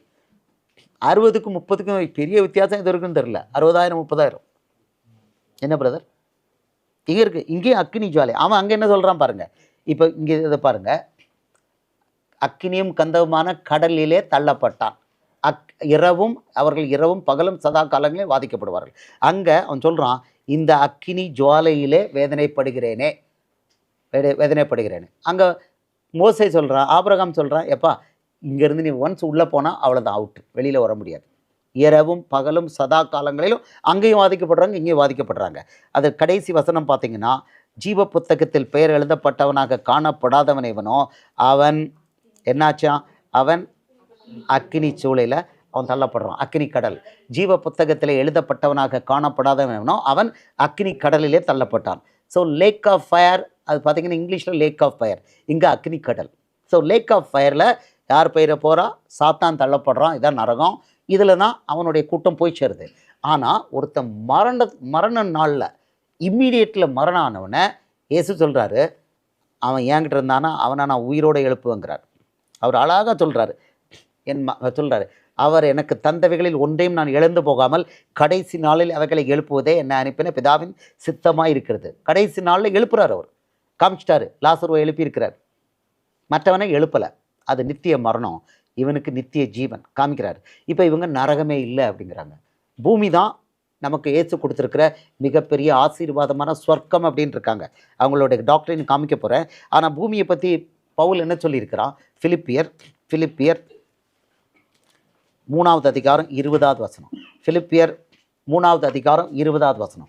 நம்முடைய குடியிருப்போ பரலோகத்தில் இருக்கிறது, அங்கே இருந்து கர்த்தராக இருக்கிற கிறிஸ்து என்னும் இரட்சகர் வர எதிர்பார்த்து கொண்டிருக்கிறோம். நம்முடைய குடியிருப்பு எங்கங்க? For our citizenship is in heaven. அப்போ நம்ம குடியிருப்பு எங்கே? பரலோகம். ஆனால் யெகோவா விட்னஸோட ரூல் படி நம்முடைய குடியிருப்புக்காக பரலோகமாக தேவன் ஆசீர்வாதமான இந்த பூமியை கொடுத்துருக்காரு. அப்போது completely they are in the blindness. அதாவது பிசாசு ஒரு கோடு போடும்போது என்ன போடுவான்னா, முதல்ல சின்ன டீவியேஷன் போடுவான். நீங்கள் இந்த வீட்டில் கூடுற சபையில் பாருங்கள், கவனமாக இருப்போம். தனியாக தனி ரூல்ஸ் புக்கில் போட மாட்டோம். சரி, இந்த இயேசுவோட வசனத்துக்குள்ளே கைட் பண்ணுவோம். வேறு ஒரு புக்கை வச்சு டீச் பண்ண மாட்டோம். ஆமாம், வசனம் இயேசுவோட வசனத்தை வச்சுட்டே பண்ணுவோம். ஆமாம். ஸோ அப்படி ஏன்னா ஒரு சின்ன சைடு விட்டால் போதும், 1 டிகிரி டிவியேட் பண்ணால் அந்த 1 டிகிரி 4 ஆக ஆக 10 ஆகும், 15 ஆகும், ஃபைனலி 100 அப்படியே போயிடும். இங்கே போகிறது அப்படியே இங்கே போயிடும். அதுதான் யெகோவா விட்னஸில் வந்தது. முதல்ல அங்கே வந்து என்னெல்லாம் இல்லை, இந்த சுவிசேஷம் சொல்கிறதெல்லாம் கிடையாது. சுவிசேஷம் சொல்கிறது இது வந்து புது உடன்படிக்கைக்குள்ளது. அவங்களை வசனம் படித்து காமிச்சோம். மார்க் 16:15, மத்தேயு 28:18 20, அப்புறம் மத்தேயு 24:14 அவர் கொடுத்துருக்காரு. ராஜ்யத்தினுடைய இந்த சுவிசேஷம் பூலோகம் எங்கும் உள்ள சகல ஜாதிகளுக்கும் சாட்சியாக பிரசங்கிக்கப்படும், அப்பொழுது முடிவு வரும். க்ளீனாக கொடுத்துருக்காரு. ராஜ்யத்தினுடைய இந்த சுவிசேஷம் பூலோகம் எங்கும் உள்ள சகல ஜாதிகளுக்கும் சாட்சியாக பிரசங்கிக்கப்படும், அப்போது முடிவு வரும். சுவிசேஷம் பிரசங்கிக்கப்படும் அப்படின்னு சொல்லிட்டாரு. அது முக்கியம் கொடுத்துட்டாரு. இது பழைய ஏற்பாட்டில் உண்டா? யெகோவா தேவனுக்கு உண்டா? யாராவது யெகோவா தேவனை போய் சுவிசேஷம்னு சொன்னாங்களா பழைய ஏற்பாட்டில்? யாருக்கும் சொல்ல முடியும்? கிடையாது. அது கிடையாது, கிடையாது. ஸோ இப்போ கம்ப்ளீட்லி பிளைண்ட்னஸில் இப்போ வந்து அவங்க முதல்ல ஆரம்பிக்கும் போது இது கிடையாது. 60-70 வருஷம் கழித்து ஓகே நீங்கள் போய் அறிவிங்க. என்னத்தை சுவிசேஷம் அறிவிக்க முடியும்? இந்த பைபிளில் புதிய ஏற்பாட்டை வச்சுக்கிட்டு யெகோவா தேவனை பிரசங்கம் பண்ணுறவன் எப்படி பிரசங்கம் பண்ண முடியும்? அதனால் என்ன பண்ணியிருக்காங்க, அங்கங்கே புதிய ஏற்பாட்டில் யெகோவாங்கிற பேரை ஆட் பண்ணிட்டாங்க அவங்க பைபிளில். அது disputed, open, it is there இந்த கூகுள், ஓப்பன் ஆட் பண்ணிட்டாங்க. வஞ்சிக்கிறவன் ஏசப்பா எச்சரிக்கையாக சொன்னார். எப்பா ஒருவனும் கொல்ல பொருளை கொண்டு போகாதபடி எச்சரிக்கையாக இருந்தார். மத்தேயு 24 அதிகாரம் நீங்கள் 3 நாளில் அவர்கிட்ட கேட்குறாங்க, ஐயா உம்முடைய வருகைக்கும் முடிவுக்கும் என்ன சம்பந்தம், அப்படி சைன் என்ன அப்படின்னு கேட்குறாங்க. உம்முடைய வருகைக்கும் பின்பு அவர் ஒலிவ மேலையில் உட்கார்ந்திருக்கையில் சீஷர்கள் அவரிடத்தில் தனித்து வந்து, இவைகள் எப்பொழுது சம்பவிக்கும், உம்முடைய வருகைக்கும் உலகத்தின் முடிவுக்கும் அடையாளம் என்ன எங்களுக்கு சொல்ல வேண்டும் என்றார். கிளியராக கேட்குறாங்க. இயேசுவோட வருகை தான் உலகத்தின் முடிவு. இவர் வந்து என் வருகை தான் உலகத்தின் முடிவுன்னு இல்லைன்னா சொல்லலை, முடிவுன்னு சொல்லிட்டு இப்போ அதுக்கு விளக்கம் கொடுக்குறாரு, இதுக்கு பதில் கொடுக்குறாரு. அடுத்த வசனத்தில் கொடுக்குறாரு, இயேசு அவர்களுக்கு பிரதியுத்தரமாக, ஒருவனும் உங்களை வஞ்சியாதபடிக்கு எச்சரிக்கையாருங்கள். அப்படின்னா நல்லா சீஷர்களுக்கு ஏற்கனவே சொல்லிக் கொடுத்துருக்கோம், யெகோவாக்காரங்களுக்கும் நம்ம சொல்லிக் கொடுக்குறோம். வஞ்சிக்கிற ஆவிக்கு இயேசு என்ன கொடுத்துருக்கிறாருன்னா ஷீட்டு கொடுத்துருக்காரு, அனுமதி. பேய்க்கு வந்து தயவுசெய்து புரிஞ்சுக்கோங்க, பைபிளில் அத்தாரிட்டி கொடுக்கலன்னா பேய் ஒர்க் பண்ண முடியாது. இதில் உங்களுடைய என்னுடைய வல்லமைகள் இதில் வந்து டிஃபைன்ட்.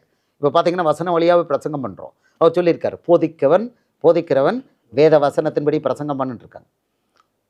அது என்ன வசனம்? மத்தேயு 13:19, லூக்கா 8:11, ராஜ்யத்தின் வசனத்தை தான் பிரசங்கணும், வேறு எதையும் பேசிடக்கூடாது சொல்லிட்டாரு. சொல்லிவிட்டு நம்ம பண்ணுறோம். இப்போ அவங்களுக்கு ஓகே ட்ராக் இதாகுது, லேட்டாக வரும்போது அதை இதாகுது. I'm sorry. ஆமாம், ராஜ்யத்தின் okay track sorry. Okay, so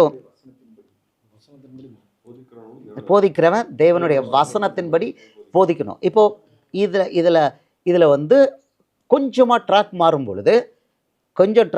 பொழுது அது அப்படியே ஃபுல் ட்ராக் மாறிடுது. யெகோவா விட்னஸில் என்ன பண்ணியிருக்கிறாங்க, முதல்ல ஒன்று என்னவோ ஆரம்பித்து அது எங்கேயோ போய் வேறு லெவலில் போய் நிற்குது, வேறு லெவலில். அதை மிக்ஸி கொலப் பண்ணி இன்றைக்கி அவங்கள பரலோகத்துக்கு அனுப்புறதுக்கு பதில் கம்ப்ளீட்டாக இயேசுவை மறுதளிக்கிற ஒரு பிசாசின் கூட்டமாக அவங்கள ஆகிட்டாங்க. ஐ எம் சாரி, அந்திக்கிறிஸ்து கூட்டம். ஏன்னா இயேசுவை மறுதளிக்கிற கூட்டம் தான் அதுன்னு சொல்கிறாரு. இப்போது இங்கே அவர் கொடுத்துருக்கிறாரு, அதாவது இயேசு தான் அதை சொல்லிட்டாரு, வஞ்சிக்கிற ஆவி அப்படிங்கிறது நான் அதுதான் சொல்லிக்கிட்டு இருந்தேன். வஞ்சிக்கிற ஆவிக்கு அவர் என்ன பண்ணியிருக்கிறாரு, அத்தாரிட்டி கொடுத்துருக்காரு. நமக்கும் சரி பிசாசுக்கும் சரி இந்த பைபிள் தான். பிசாசுக்கும் அத்தாரிட்டி இந்த பைபிள் தான். இந்த பைபிளில் குறிப்பிடாததை பிசாசு பண்ண முடியாது, அவனுக்கு அதிகாரம் கிடையாது. அதே போல் இயேசுவோட அதிகாரங்கள் எல்லாம் நமக்கு இங்கே தரப்பட்டிருக்கு. நமக்கு அன்லிமிட்டட் பவர் போட்டார். என்னை விசுவாசிக்கிறவன் நான் செய்கிற கிரிகளை தானும் செய்வான், இவைகளை பார்க்கிலும் பெரிய கிரிகளை செய்வான்ட்டார், யோவான் 14:12. ஓகே, அடுத்த வசனத்தில் சொல்கிறாரு எப்படி வருவாங்கன்ட்டார். ஏனெனில் அநேகர் வந்து என் நாமத்தை தரித்து கொண்டே நானே கிறிஸ்து என்று சொல்லி அநேகரை வஞ்சிப்பார்கள். அப்போ தெளிவாக ஏசப்பா எச்சரிக்கை கொடுத்துருக்கிறார். ஒருத்தன் தனியாக ஒரு ஒரு ஒரு டாக்டரினை கொண்டு வரான், தனியாக ஒரு பைபிளை கொண்டு வரான், இல்லாதது புதுசாக சொல்கிறான் அப்படின்னா ஃபஸ்ட்டு செக் பண்ணணும் வசனத்தில் அது இருக்கான்னு பார்க்கணும். வசனத்தில் இருக்கான்னு பார்க்கணும். வசனத்தில் இல்லை. என்ன வசனம் சொல்லியிருக்காரு? விதைக்கிறவன் ஓமையில் வசனம் என்னன்னு சொல்லியிருக்காரு? மார்க்கு 14, மார்க்கு 4:14, மார்க்கு 4:14 சொல்லியிருக்காரு, எச்சரிக்கை கொடுத்துருக்கிறாரு. அந்த விதைக்கிறவன் என்னத்தை விதைக்கிறான்னு சொல்லியிருக்கிறாரு. விதைக்கிறவன் வசனத்தை விதைக்கிறான்ட்டார். என்ன வசனம் அப்படின்ட்டார். என்ன வசனம்? தேவ வசனம். லூக்கா 8:11, லூக்கா 8:11 இதுக்கு விளக்கம் கொடுக்குறாரு. இங்கே லூக்கா 8:11 சொல்கிறாரு, அந்த ஓமையின் கருத்தாவது விதை தேவனுடைய வசனம். இப்போ தேவனுடைய வசனம்னா என்ன அப்படிங்கிறதுக்கு மத்தேயு 13:19 விளக்கம் கொடுக்குறாரு. மத்தேயு 13:19 அது ராஜ்யத்தோட வசனம். இயேசு வாய் திறந்து பேசின மத்தேயு, மார்க், லூக்கா வசனம். மத்தேயு பாருங்கள், ஒருவன் ராஜ்யத்தின் வசனத்தை கேட்டும் உணராதிருக்கும்போது பொல்லாங்கன் வந்து அவன் இருதயத்தில் விதைக்கப்பட்டதை பறித்து கொள்கிறான், அவனே வழி அருகே விதைக்கப்பட்டவன். அப்படின்னா தேவனுடைய வசனம்னா யாருடைய வசனம்? இயேசு வாய் திறந்து பேசின மத்தேயு, மார்க், லூக்காவில் உள்ள ராஜ்யத்தின் உபதேசம். இதை தான் பிரசங்கம் பண்ணணும். அப்போ ஒருத்தன் புதுசாக ஒரு டீச்சிங் ஒரு கான்செப்டை கொண்டு வரோன்னா ஃபஸ்ட் செக் பண்ண வேண்டியது அது இயேசுவோட வசனத்துக்குள்ளே இருக்கா. இப்போ நீங்களும் நானும் இப்போ கூடுறோம். எங்கே கூடுறோம்? வீட்டில் கூடுறோம். இது பைபிளில் இருக்கான்னு பார்க்கணும். இப்போ கொடுத்தேன் வந்து இது வந்து நான் கொண்டு வரதில்லை, இது கல்ட்டு கிடையாது. இந்த கல்ட்டில் எப்படி பார்த்தீங்கன்னா எப்போதுமே ஒரு மனுஷன் 2 மனுஷன் லீடர், ஒரு மனுஷன் இப்போ எப்போதுமே இருக்கிறாங்க, ஒரு மனுஷன் இருப்பான் கல்ட்டில். இயேசு வந்து மேய்ப்பர்களை கொடுத்துருக்காரு. யோவான் 21:15-17 மேய்ப்பர்களுக்கு கொடுத்துருக்காரு. மேய்ப்பர்களை வச்சு தான் அவர் நடத்துகிறார். ஆனால் ஒன்றும் இல்லை, பல பேர் இங்கே இருக்கிற நீங்கள நிறைய பேர் மேய்ப்பர்கள். அப்போ அந்த ஒரு மனுஷனை கல்ட்டு வச்சு பண்ணும் பொழுது அங்கே எல்லா தலைகுப்புற வருது. இப்போ இந்த வசனத்துக்கு, இயேசுவோட வசனத்துக்கு கீழ்ப்படியாமல் போகும் பொழுது, அது கவனிக்காமல் போகும் பொழுது அப்படியே அது வந்து இயேசுவுக்கு விரோதமாயிருது. இது சொல்கிறாரு 2 யோவான் 7வது வசனத்தில் சொல்கிறாரு. 2 யோவான் 7வது வசனத்தில் இவங்க யார் அப்படிங்கிறாரு. 2 யோவான் 7வது வசனம். யார் டிசீவர்ஸ் வர்றாங்க அது சொல்கிறாரு. மாம்சத்தில் வந்த இயேசு கிறிஸ்துவை அறிக்கை பண்ணாத அநேக வஞ்சகர் உலகத்திலே தோன்றியிருக்கிறார்கள், இப்படிப்பட்டவனே வஞ்சகனும் அந்தி கிறிஸ்துவுமாக இருக்கிறான். நல்ல கவனமாக ஒரு மருத்துக்கு 2 முறை படிச்சுக்கோங்க. For many deceivers have gone out into the world who do not confess Jesus Christ as coming in the flesh. This is the deceiver and an antichrist. அப்போ இயேசுவை தேவன், இயேசுவை அறிக்கை பண்ணாமல் யாரை அறிக்கை பண்ணுறாங்க? யெகோவாவை அறிக்கை பண்ணுறாங்க. மாம்சத்தில் வந்த இயேசுவை தான் அறிக்கை பண்ணணும். மாம்சத்தில் வந்த இயேசுவை அறிக்கை பண்ணாமல் மாம்சத்தில் வராத யெகோவா தேவன். கிறிஸ்து பழைய ஏற்பாட்டில் இருக்கிறாரா? 1 கொரிந்தியர் 10வது அதிகாரத்தில் நமக்கு எல்லாம் இருக்குது. கிறிஸ்து பழைய ஏற்பாட்டில் இருக்கிறார். இதே கிறிஸ்து பழைய ஏற்பாட்டில் இருக்கிறார். அவருக்கு பேர் மாம்சத்தில் வராத கிறிஸ்து. அப்போ மாம்சத்தில் வந்த கிறிஸ்துவை அறிக்கை பண்ணுறதுக்கு பதில் மாம்சத்தில் வராத கிறிஸ்துவை யெகோவா தேவனை அறிக்கை பண்ணுறான். அவங்களுக்கு சாட்சி கொடுக்குறாங்கன்னா சொல்கிறாரு, இவன் தான் அந்தி கிறிஸ்துன்ட்டார். இப்படிப்பட்டவனே வஞ்சகனும் அந்தி கிறிஸ்துவுமாக இருக்கிறான். அப்படின்னா இந்த வசனங்கள்லாம் இவங்க செக் பண்ணிட்டு போயிருந்தாங்கன்னா அவங்க வந்து பரிசுத்தாவியை மறுதளிக்கிறாங்க, நரகத்தை மறுதளிக்கிறாங்க, உலகம்தான் நமக்கு கொடுக்கப்பட்ட பேரடைஸ்ன்னு சொல்கிறாங்க. அப்புறம் பரலோகத்துக்கு யாருமே போக மாட்டாங்களாம், 1,44,000 பேர் தான் போவாங்க அப்படிங்கிறாங்க. இதை மாதிரி பல தாறுமாறுகள் அங்கே இருக்குது. 1 2 இல்லை, இருக்குது. அப்போது இப்போ இவ்வளோத்தையும் இப்போ ஒரு ப்ரிலிமினரி உங்களுக்கு கொடுத்துருக்குறேன். இந்த ப்ரிலிமினரியில் சிலருக்கு பொறுமை இல்லாமல் இருக்கலாம், அதனால் உங்களுக்கு ப்ரிலிமினரியை இங்கே நம்ம கொடுத்தாச்சு. இப்போது இதெல்லாம் இயேசு தீர்க்க தரிசனமாக சொல்லியிருக்காரா அப்படின்னா ஆமாம். இப்போது இன்னொன்று நமக்கு தெரியணும், இயேசுவோட சபை இன்றைக்கி யார் கையில் இருக்குது? இயேசுவோட சபை யார் கையில் இருக்குன்னா நீங்கள் பதில் கொடுங்க பார்க்கலாம். இயேசுவோட சபை யார் கையில் இருக்குது? இயேசுவோட சபை இயேசு கையிலே இருக்குது. சொல்லுங்கய்யா, இயேசுவோட சபை யார் கையில் இருக்குது? அப்படி அது எப்படி கண்டுபிடிக்கிறது?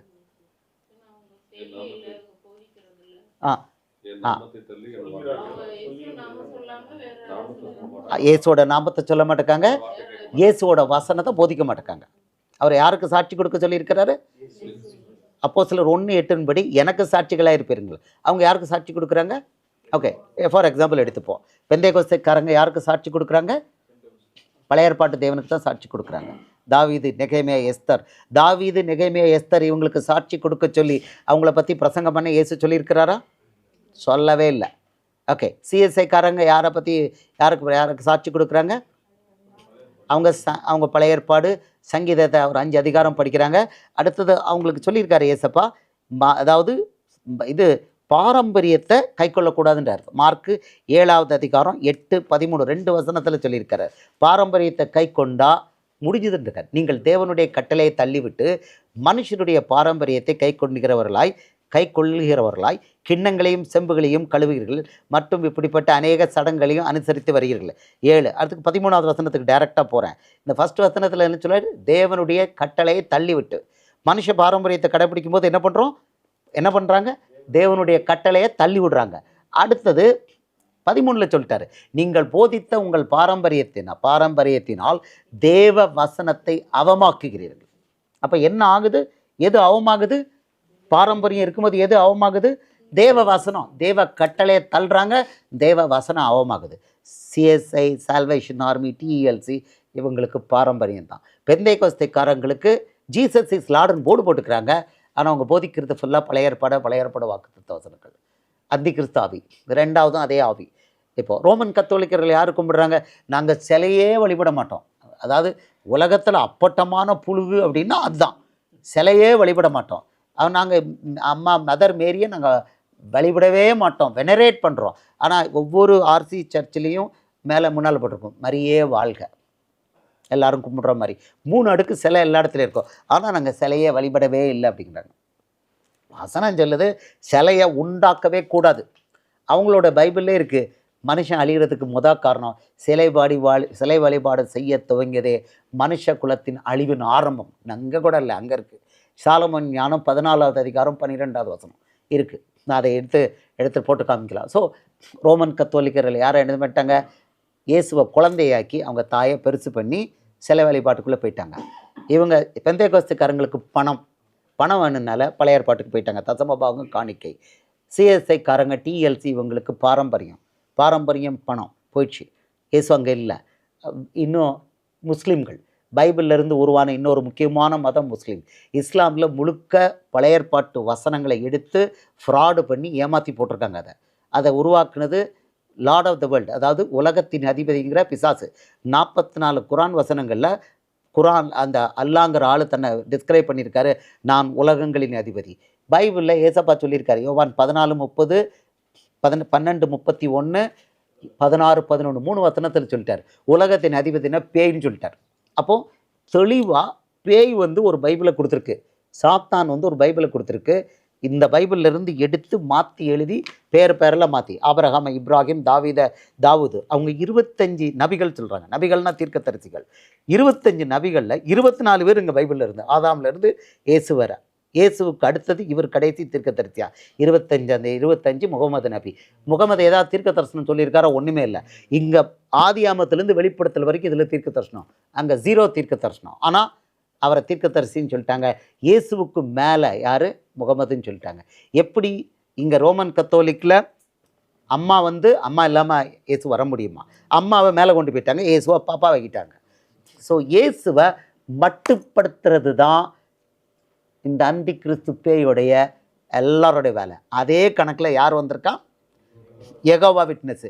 இயேசு தேவன் இல்லை, மட்டுப்படுத்தியாச்சு. இயேசுவை ஒரு சொட்டு 1% மட்டுப்படுத்திட்டாலே முடிஞ்சு போச்சு. 1% டவுன் பண்ணிட்டாலே முடிஞ்சு போச்சு. 1% டவுன் பண்ணிட்டாலே அந்த அந்தி கிறிஸ்துவோட கூட்டம் ஆயிடுச்சு. 1% போதும். நீங்கள் ஒன்றும் 5%லாம் குறைக்க வேண்டாம், 10%லாம். ஜாஸ்ட் 1% இயேசுவை பிதாவோட 1 ஷேட் பிலோ. நான் கொஞ்சம் பைபாஸ் பண்ணி பிதா கிட்ட போய்க்கிறேன், பிதா பெரியவர், அவர் இயேசுவை சொல்லியிருக்கார், நான் அங்கே போய்க்கிறேன் அப்படின்னு என்னைக்கு இயேசுவை பீலிட்டில் பண்ணாமலோ அன்னையோட முடிஞ்சு போச்சு. இதெல்லாம் அவர் ஏன் எழுதி வச்சிருக்கிறாரு? அதெல்லாம் இருக்குது. இப்போ இதை முடிச்சிருவோம், இந்த பாயிண்ட்டை முடிச்சிருவோம். உலகத்தில் இயேசுவோட சபை அவர் கையில் இருக்குமா இருக்காதா? இயேசு சொன்ன தீர்க்க தரிசனம் என்ன? அவர் சொல்லியிருக்காரு, கடைசி ஜெனரேஷன், வருகைக்கு முன்னால் உள்ள கடைசி ஜெனரேஷனில் அவருடைய சபை அவரை தள்ளி விட்டுருக்குன்ட்டார். எப்படி அவரை தள்ளி விட்டாங்களோ, ஏசாயா 53வது அதிகாரத்தில் தெளிவாக சொல்லப்பட்டிருந்தது, அவரை தள்ளி விட்டுருவாங்க. அவரை அனாதரவாக தள்ளி விட்டுருவாங்க. அது அப்படியே சிலுவையில் நடந்தது. அதே போல் அவருடைய வருகைக்கு முன்னால் அவரை தள்ளி விட்டுருவாங்கன்னு இயேசு அழகாக சொல்லியிருக்காரு. லூக்கா 17வது அதிகாரம் 27, 25. ஸோ அது நடந்திருக்கு. அதனால் தீர்க்க தரிசனம் நிறைவேறியிருக்கு. லூக்கா 17, 24லேருந்து 25 படிக்கிறேன். அவர் சொல்கிறாரு, மின்னல் வானத்தின் ஒரு திசையில் தோன்றி மறு திசையை வரைக்கும் பிரகாசிக்கிறது போல மனுஷகுமாரனும் தம்முடைய நாளிலே தோன்றுவார் சொல்லிட்டு அடுத்த வசனம், அதற்கு முன்பு அவர் அநேகம் பாடுபட்டு இந்த சந்ததியினால் ஆகாதவன் என்று தள்ளப்பட வேண்டியதாக இருக்கிறது. நல்ல கவனமாக பாருங்கள். அந்த சந்ததியில் அதற்கு முன்பு அவர் அநேகம் பாடுபட்டு இந்த சந்ததியால் என்ன, வருகை போதிருக்கிற சந்ததியால் ஆகாதவன் தள்ளப்பட வேண்டியதாக இருக்குது. இயேசுவை தள்ளுறது எப்படி? இயேசுவோட வசனம் மத்தேயு மார்க்கு லூக்கா அவனை தள்ளிட்டா இயேசுவை தள்ளியாச்சு.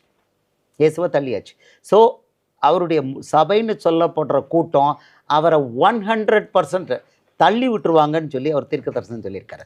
அப்போ இட்ஸ் நோ ஒண்டர் இந்த வஞ்சனை நாவிக்கு 100% ரைட்டு ஏசப்பா தீர்க்க தரிசனமாக சொல்லிட்டார், இது நடக்கும். ஏன் அந்த வஞ்சனைக்கு தன்னுடைய சபையை ஒப்பு கொடுத்தார் அப்படின்னா, இஸ்ரவேலருக்கு அவர் தேவனாக இருந்தார். அவங்க எல்லா விதத்துலேயும் அவருக்கு என்ன பண்ணாங்க, ரெண்டகம் பண்ணி கடைசியில் அவங்கள என்னாச்சு, அவங்க கம்ப்ளீட்டாக விக்கிரகாராதனக்காரங்களும் மாறி போய் அவங்கள தள்ளி விட்டார். ஆமாம், 1 ராஜாக்கள் 17வது அதிகாரம் 4வது வசனத்தில் த எண்டு அவங்களுக்கு வருது. 10 கோத்திரம். 1 ராஜாக்கள் 17:4 எண்டு. இந்த ஒரு 10 கோத்திரத்துக்கு இஸ்ரவேலுங்கிற அந்த தேசத்துக்கு எண்டு 2 மன்னித்துக்கொள்ளுங்க 2 ராஜாக்கள் 17.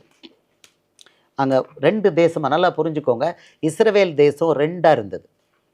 அதாவது ஒன்று இஸ்ரவேல் சமாரியா தலைமையகத்தை கொண்டு, அடுத்தது யூதா எருசலேமை தலைமையாக கொண்டது. யூதா யாருடையது? இயேசுவோட கோத்திரம், தாவீது கோத்திரம் ப்ளஸ் லேவியர்கள். அங்கே தான் என்ன இருந்தது, தேவாலயம் இருந்தது.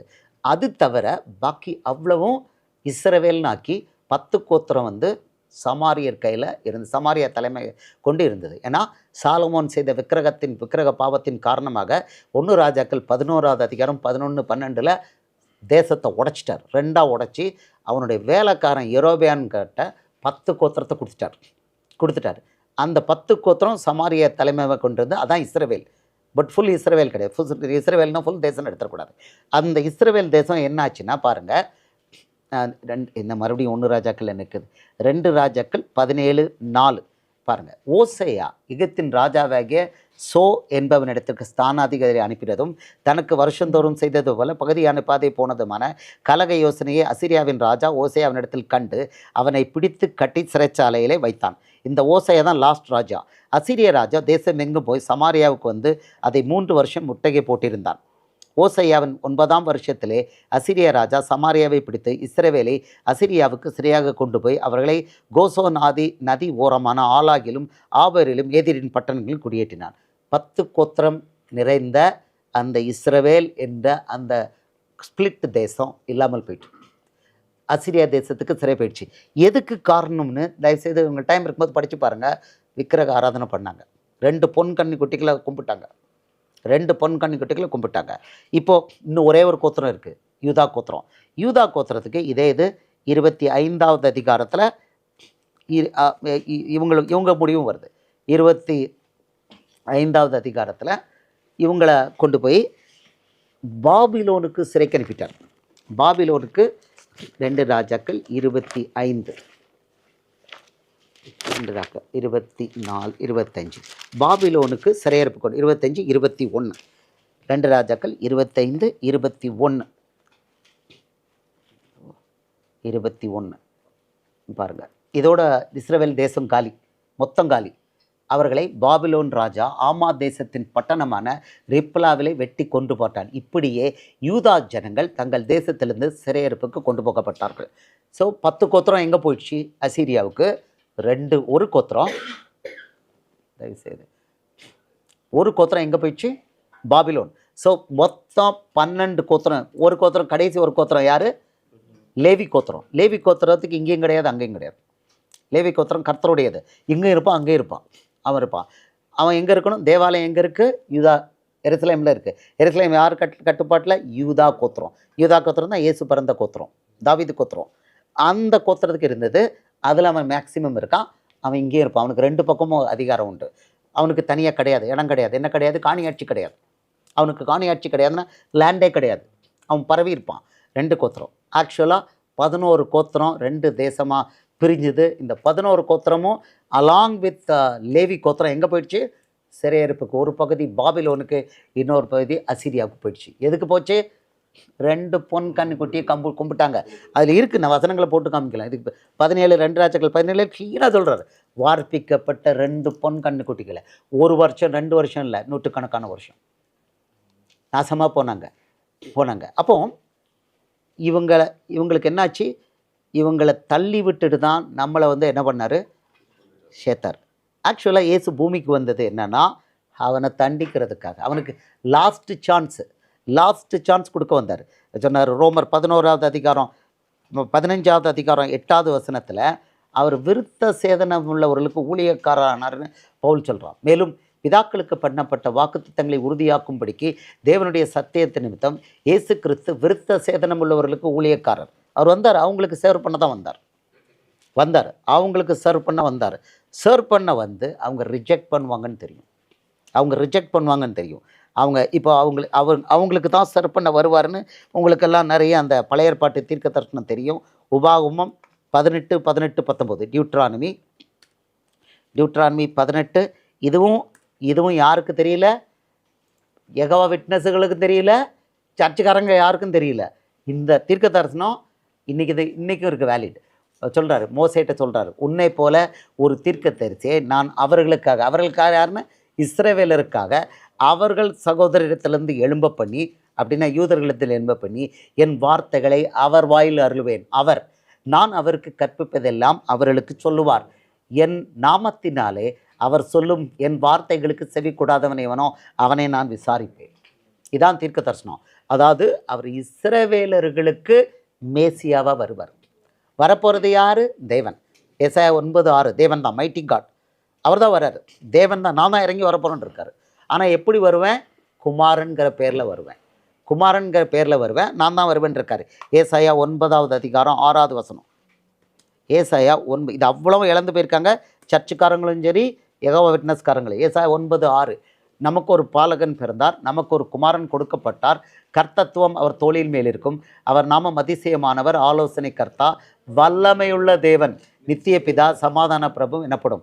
இந்த பாலகன் யாரு? தேவன் தான். இந்த பாலகன் குமாரன் வேற யாரும் இல்லை, தேவன் தான். மைட்டி காட், பச்சையாக இருக்குது. ஆமாம், அதிசயமானவர். அந்த அதிசயமானவர் ஒண்டர்ஃபுல்ங்கிறது கிதியோன்ட்ட சொல்கிறார். உங்கள் பேர் என்னன்னு கேட்குறேன். என் பேர் நீ என்ன கேட்க வேண்டியது? என் பேர் அதிசயம். வந்திருக்கார், பழைய ஏற்பாட்டில் இயேசு வந்திருக்கிறார். அப்போ பிறந்தது, பிறக்க போகிறது வல்லமையுள்ள தேவன் இருக்கு. இவர் தான் பிறந்தார். இந்த வசனத்தின்படி இவர் சொல்லு கேட்காதவனை நான் விசாரிப்பேன் இருக்கிறார். என் நாமத்தினாலே அவர் சொல்லும் என் வார்த்தைகளுக்கு செவி கூடாதவன் எவனோ அவனை நான் விசாரிப்பேன்கிறதுக்கு விளக்கம் கொடுக்குறான்.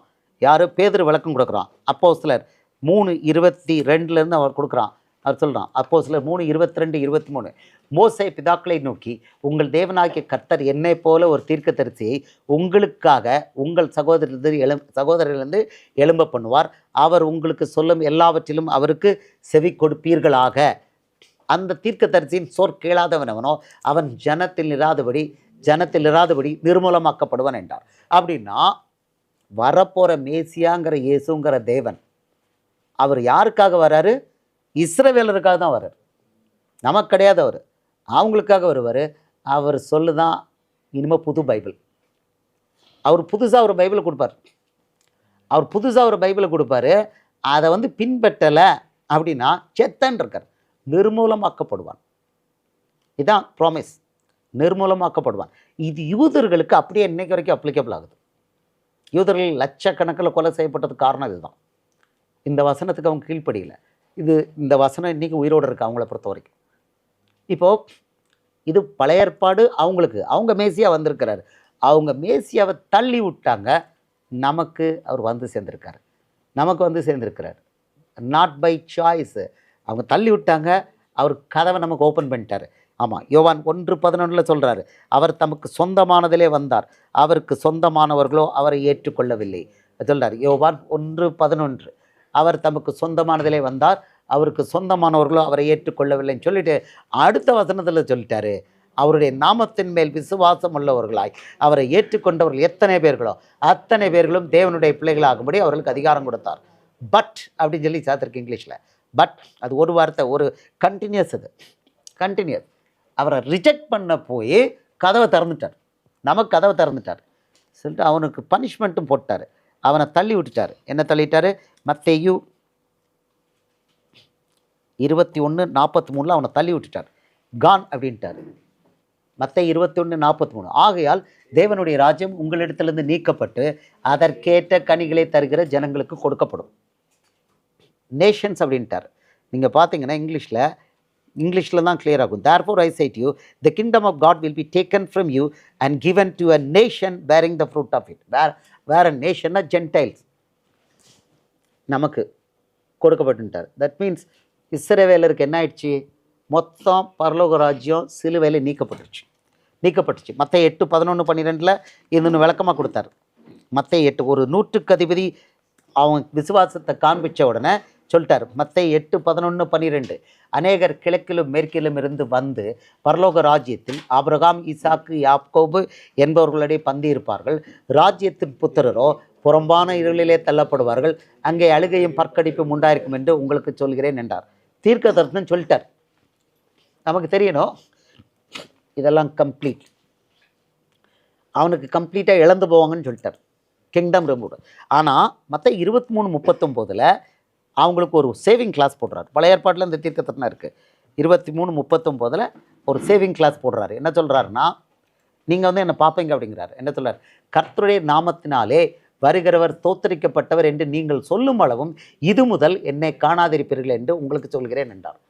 ஒரு சேவிங் கிளாஸ் கொடுத்துட்டாரு. ஒரு நாள் நீங்கள் கர்த்தருடைய நாமத்திலே வருகிறவர் ஸ்தோத்தரிக்கப்பட்டவர் சொல்லுவீங்க, அன்னைக்கு பார்ப்பீங்க. அது எப்போம்னா நார்மலாக அது கிடையாது. அதாவது இஸ்ரவேலர் செஞ்ச அதே அளவு பாவத்தை புறஜாதியார் பண்ணுனா மட்டும்தான் இவங்களுக்கு மறுபடி கதவை திறக்க முடியும். உங்களுக்கு கிளியராக புரியுதா பிரதர்?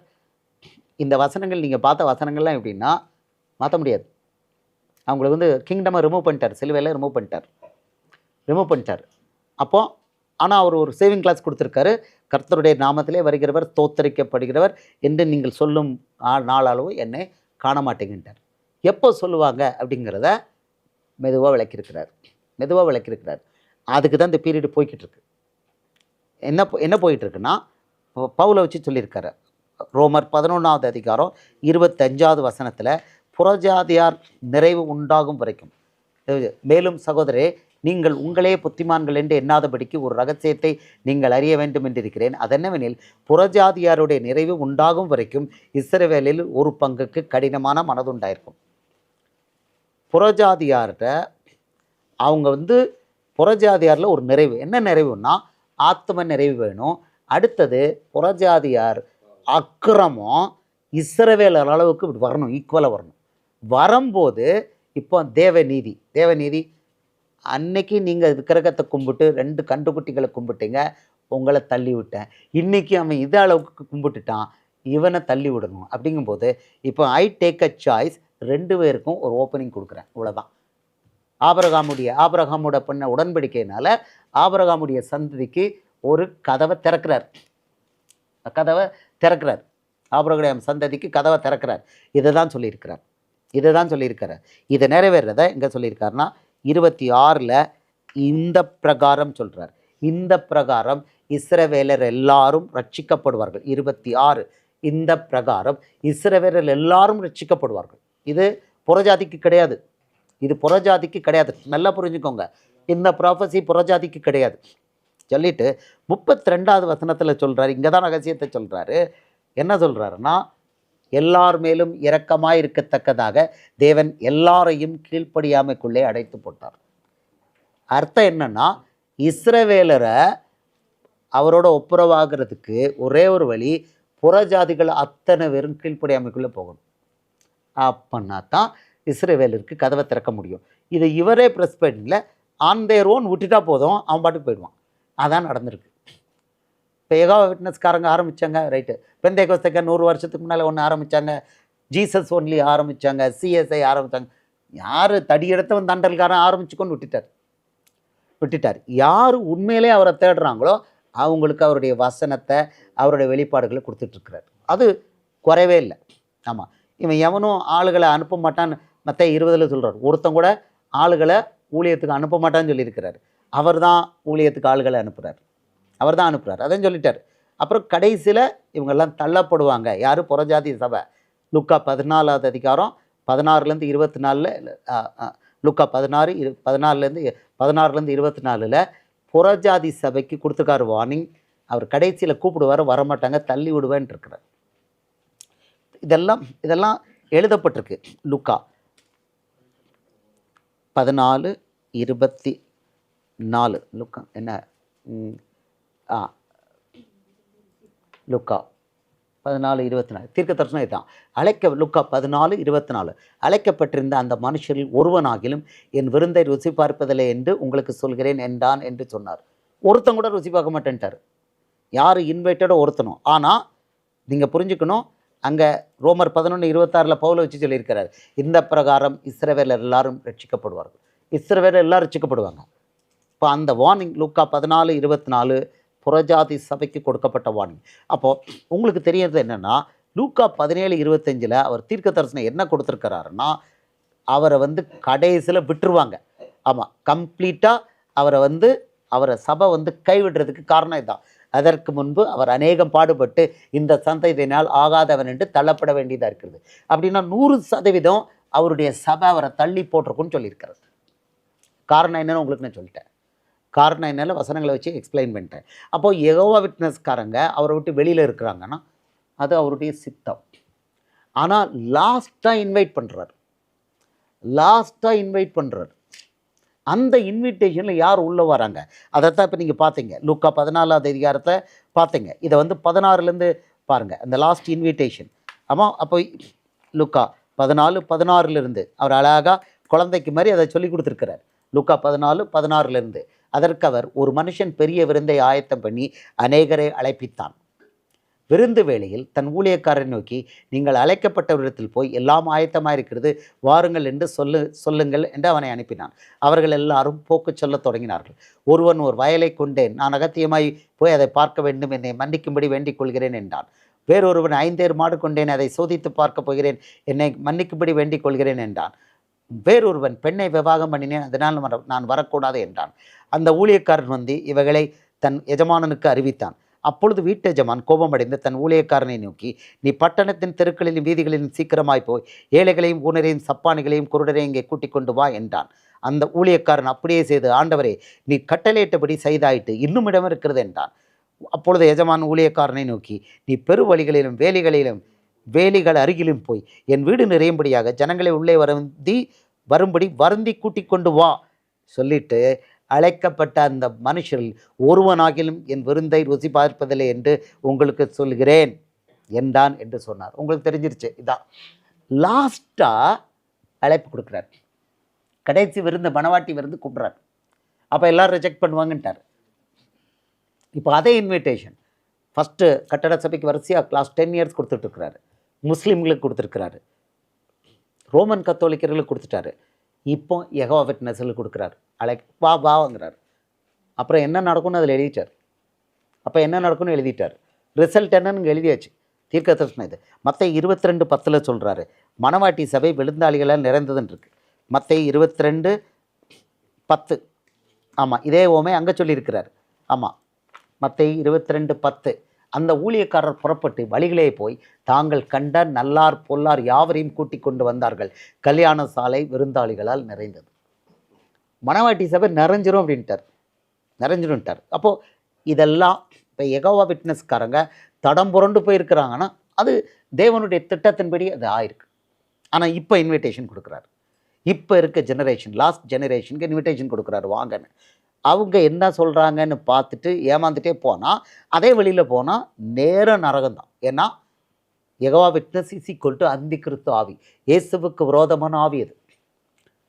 இயேசு வழியாக தான் பரலோகம் போக முடியும். எல்லாத்தையும் அவர் கையில் ஒப்படைச்சிருக்கிறார். அவர் இயேசு அந்த மிஸ்ட்ரி சொல்லியிருக்காரு, இப்படி வருவாங்கன்னு அவருக்கு தெரியும். அப்போ மத்தேயு 11:27 அவர் சொல்கிறாரு, பிதா குமாரனை உனக்கு தெரியுமா அப்படிங்கிறாரு. ஆமாம், மத்தேயு 11:27 சகலமும் என் பிதாவினால் எனக்கு ஒப்பு கொடுக்கப்பட்டிருக்கிறது, பிதா தவிர வேறு ஒருவனும் குமாரனை அறியான், குமாரன் எவனுக்கு அவரை வெளிப்படுத்த சித்தமாக இருக்கிறாரோ அவனும் தவிர வேறு ஒருவனும் பிதாவை அறியான். இந்த வசனம் புரியுதா? இன்னொரு தடவை நான் போட்டு காமிக்கிறேன். ஆமாம், இது நல்ல இதில் இதை 2வது இடத்துலையும் கொடுத்துருக்காரு, 2 இடத்துல கொடுத்துருக்காரு. அதையும் நம்ம படிக்கலாம். லூக்கா 10:22 கொடுத்துருக்காரு. இவர் என்ன சொல்லியிருக்காரு பாருங்க, சகலமும் என் பிதாவினால் எனக்கு ஒப்பு கொடுக்கப்பட்டிருக்கிறது. இப்போ இவர் யாராக இருக்கும்? எல்லாமே அவர் கையில் இருக்குது. சார் மது சார், ஆமாம், இங்கே வரீங்களா? இதில் எல்லாமே அவர் கையில் இருக்குது. இப்போ இவரை போய் நீங்கள் அல்மைட்டி காட் இல்லை சார் அப்படின்னா, ஃபஸ்ட்டு பாயிண்ட் சொல்லிட்டார், சகலமும் என் பிதாவினால் எனக்கு ஒப்பு கொடுக்கப்பட்டிருக்குது. ஃபஸ்ட்டு பாயிண்ட் இதுதான்.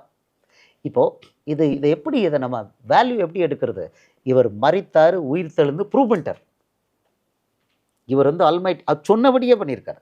நானே என் உயிரை கொடுக்குறேன், நானே திரும்ப எடுத்துக்கிறேன்.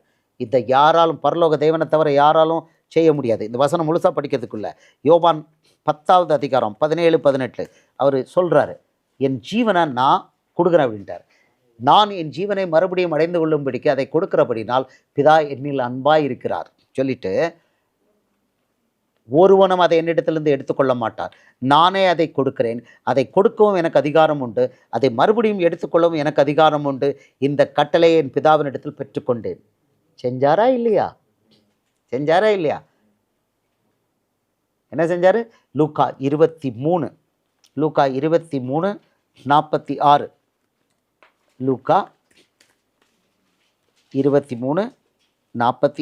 சொல்கிறாரு, பிதாவே அப்படின்னு ஒப்படைச்சார். அவர் தான் ஒப்படைச்சார், சொன்னபடியே செஞ்சார். இயேசு, பிதாவே உம்முடைய கைகளில் என் ஆவியை ஒப்புவிக்கிறேன் என்று மகா சத்தமாய் கூப்பிட்டு சொன்னார்.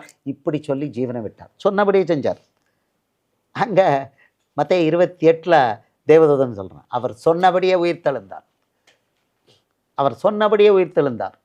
யாரும் அவரை எழுப்பணும் இல்லை, அவரே சொன்னபடி எழுந்துட்டார். இவர் இப்போ இவர் தேவன் இல்லை அப்படின்னா அவர் சொல்கிறாரு, எசப்பா, அவர் முதலே சொல்லிட்டாரு, சகலமும் என் பிதாவினால் எனக்கு ஒப்பு கொடுக்கப்பட்டிருக்கிறது. இப்போ you are not almighty God, நான் டைரெக்டாக யெகோவா பிடிச்சிப்பேன், உங்கள் நாமம்லாம் எனக்கு தேவையில்லை அப்படின்னா, உங்களோட வசனம், நான் கிறிஸ்டியன் ஆனால் உங்கள் வசனத்தை பின்பற்ற மாட்டேன்னா, அது இயேசுவுக்கு பரலோகத்துக்கு விரோதமான ஸ்டாண்டு ஆவி. தேவன் என்ன இது அவ்வளவுமே பிதாவுடைய சித்தம். அவர் இங்கே சொல்கிறாரு, சகலமும் என் பிதாவினால் எனக்கு ஒப்பு கொடுக்கப்பட்டது. அடுத்து சொல்கிறாரு, பிதா தவிர வேறு ஒருவனும் குமாரனை அறியான். இப்போ இவங்கெல்லாம் சொல்கிறாங்க, எங்களுக்கு பிதா தெரியும். யெகோவா விட்னஸ்காரங்களும் சொல்கிறாங்க, கட்டட சபை பெந்தேகோஸ்தக்காரங்களும் எங்களுக்கு பிதாவை தெரியும், நாங்கள் அவரை தான் தொழுது கொள்கிறோம். ஏசப்பா சொல்கிறாரு, உனக்கு தெரியாது அப்படிங்கிறாரு. பிதா தவிர வேறு ஒருவனும் குமாரனை அறியான்.